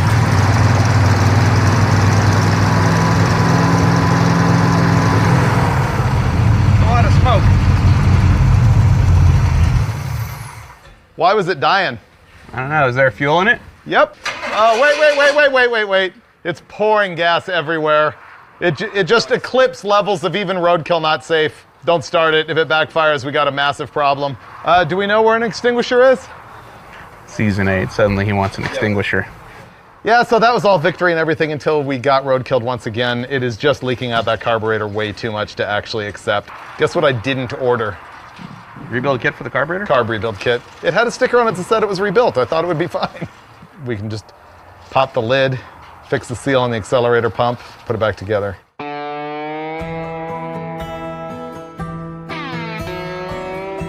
Okay. 13, 14, 15. These are other screws. Carburetor rebuild kit was at the Napa by our hotel, which is like half an hour from the junkyard. So we figured, what better place to rebuild the carburetor but at the hotel? I mean, we could be in the hot tub, but I wasn't going to allow that. The crew suggested it. That would be weird. That would be weird. Cheers anyway. Cheers anyway. All we really need to do here is fix a leaky accelerator pump plunger. So I'm hoping I can just pop the lid off this thing, change that one seal, and throw it back together. This was our leak, the accelerator pump plunger. This is a little seal. So this thing goes up and down in a cylinder and pumps gas out the accelerator pump discharge nozzles when you floor it, but the gas was just flowing right past it. So we moved the spring over to this fresh one. Now I'm gonna stick it inside the top of the carburetor and we'll be back on the road. You'll know this is either going really well or really poorly by how dark it gets here when we finish.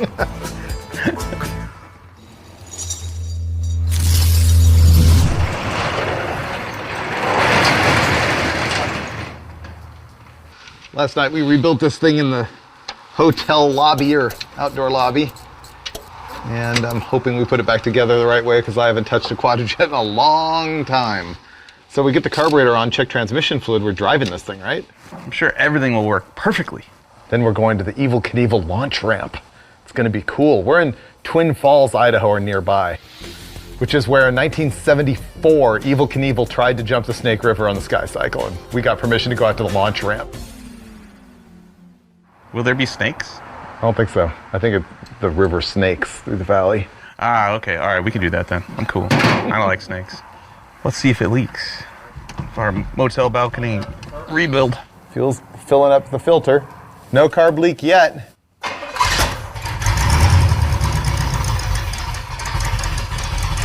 I saw a fountain. Leaks everywhere.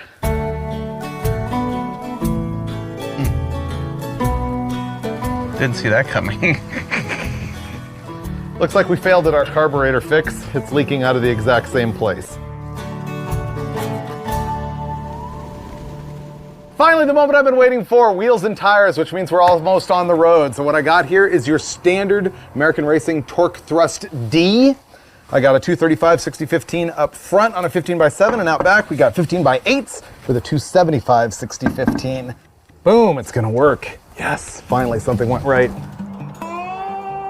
We just bought a brand new carburetor. The problem is the flange is different on this than it was on the quadrijet that was on there. Fortunately, there was a guy who came by the yard and was looking, asking us what we were doing, and he came up with an adapter, which is what we need to prevent a vacuum leak, to put the Edelbrock on top of this manifold. And I think we're gonna be able to do that by just sandwiching it all together, right? Now, if we've got hardware. We are so close, so very close. Last thing here, hooking up the throttle cable, which no longer reaches thanks to our new carburetor. So, zip ties to the rescue. Look at that. Doom, doom, doom. I'm even gonna leave the tails on for style, because why not? Season 8. Let's go big. Here we go.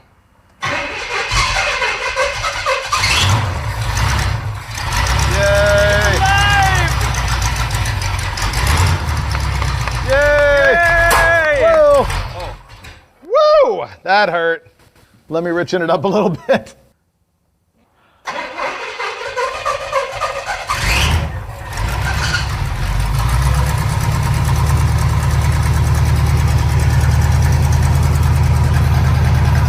Seems fine.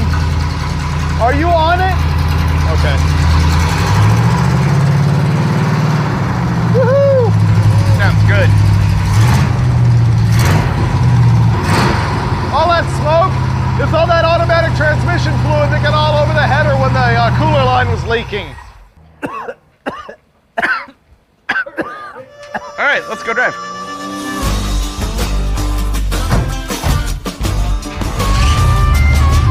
Hurry before the smoke comes.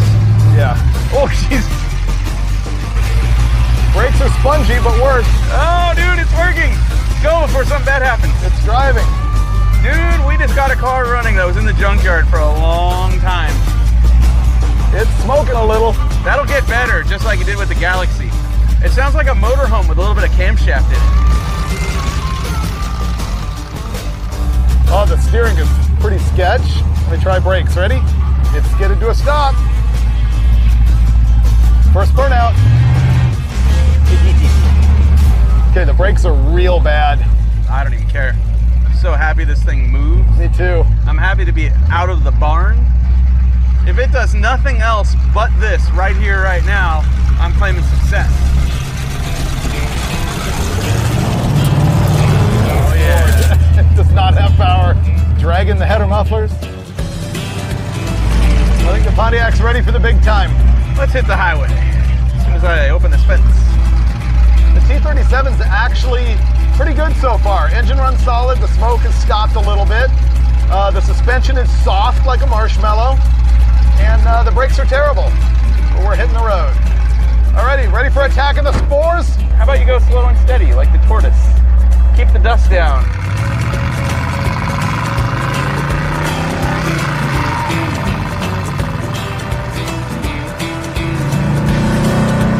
Shift. Shift. No. Oh. That transmission's not happy. Good. Is that why it was in the yard? Oh wait, or does it have a giant stall converter and like 456s? It's way low on fluid and it's not shifting. Okay. It's a turbo 400. How many quarts did you put in? We need to check it. No, don't do that. Don't Yeah, do it's that. not happy. Just keep cruising. Just idle. Yeah, idle's good. Man, it is awesome being out of the junkyard, finally, cruising the Pontiac. Good news, bad news. Good news, it actually runs really well. It's not smoking anymore. It seems to go down the road pretty straight. Bad news, the suspension is terrible. It rides way too soft, it's horrible. And the brakes are terrible. But the big deal is that the transmission won't shift at all, nada. But I think it's an easy fix. I think we didn't hook up the vacuum modulator when we changed the carburetor, so we're gonna do that right now and then hopefully have all 3 gears and hit the road.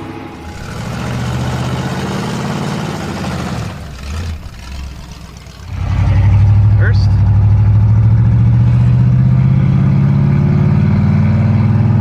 Second. All right. We at least have 2 gears now.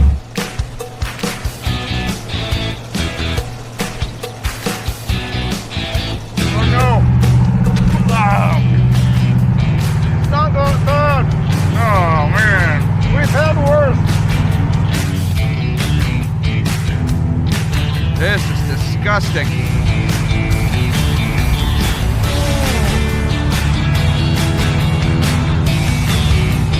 Rescue a car, they said. It'll be fun, they said. Ah!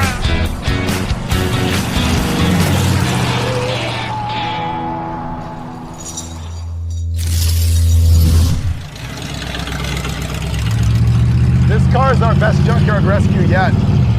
So much success in one automobile. It's so much more serviceable. You know why? This ain't a Ford. Is that why? That's our problem. 2 Fords in a row. Both sucked. Aha. Galaxy, disgusting.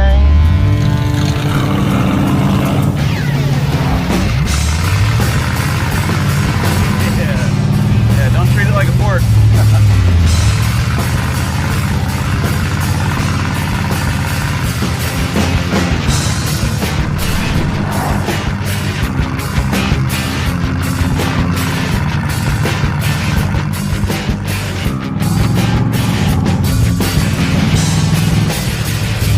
Fun. Obligatory off-roading a passenger car. Check. Off-road muscle cars. Secrets of a happy life.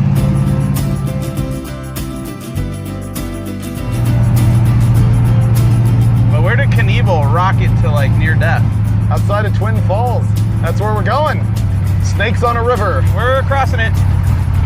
If that's not success, I don't know what is. We're jumping the Snake River, technically, right now. We crossed a river of snakes in a car that hadn't moved in 37-ish years. And right there is the Evel Knievel launch ramp. Let's go there.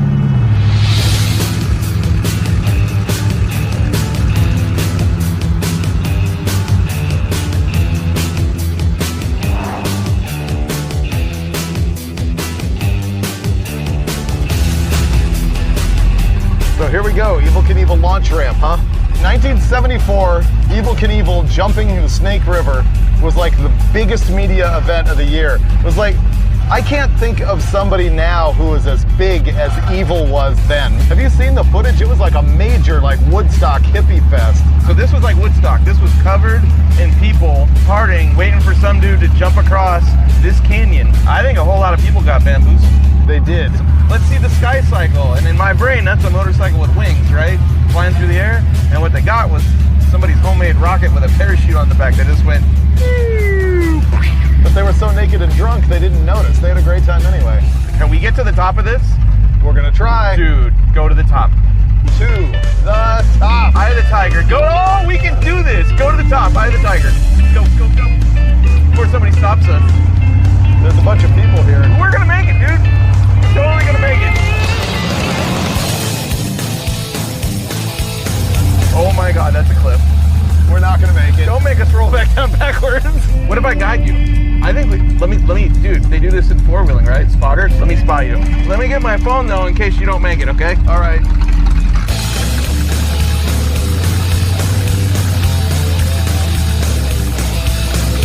Yeah, buddy, you're doing it. You got this. Yeah, you got it. Oh, dude. That was scary real four-wheeling right there. Oh, this is sketchy. No, you got it. Keep going. Sliding over. There we go. Oh. It's sliding off the edge. We're gonna get stuck here. You're right. I'm gonna goose it. Don't stand there. Yeah, you got a bunch of room over here. This is super sketchy, dude. This is actually bad. I know. The wheel is turned really far. Maybe that's part of the problem. Let some air out of the tires. Give me more traction. Sure. But don't make it so low it's gonna drag the ground. No. Check this out. I'm about to build you a bridge. Come on, there we go. Yeah, it's actually getting worse. Yeah, we probably need help. This is dumb. Here's what I've been dying to do this entire trip. We are in beautiful Twin Falls, Idaho. We got permission to come here. I'm not sure they really expected us to try and drive all the way up the ramp. And it was going really well, right up to the point where I hit this big mound in the middle of the road and the car just kept on sliding over and over and over, and it's at the point of no return right now. But nevertheless, roadkill victory. Yeah, but we got as far as that guy did. I feel fine. Hey, we got this car out of the junkyard. Evel had a rocket built by rocket scientists. Yeah. No one does this. Woo! So you tell me, was this the best roadkill junkyard rescue ever because the car survived the entire episode? Or was it the worst because the car survived the entire episode? Well, for me, I think the Pontiac is like really the best junkyard fresh vehicle that we've ever done. I've never really wanted a 71 Pontiac T37, but for some reason, this is the 71 Pontiac T37. And if we do more with it in the future, I guarantee you will see it on a future episode of Roadkill or Roadkill Garage. You know what Hemi stands for? What? Hardly ever makes it. I have not heard that one yet. Did your car invent that one, or? It feels that way sometimes. I bet it does. But only on days and the end and the letter Y. That is a good one. I'm surprised I have never heard that before.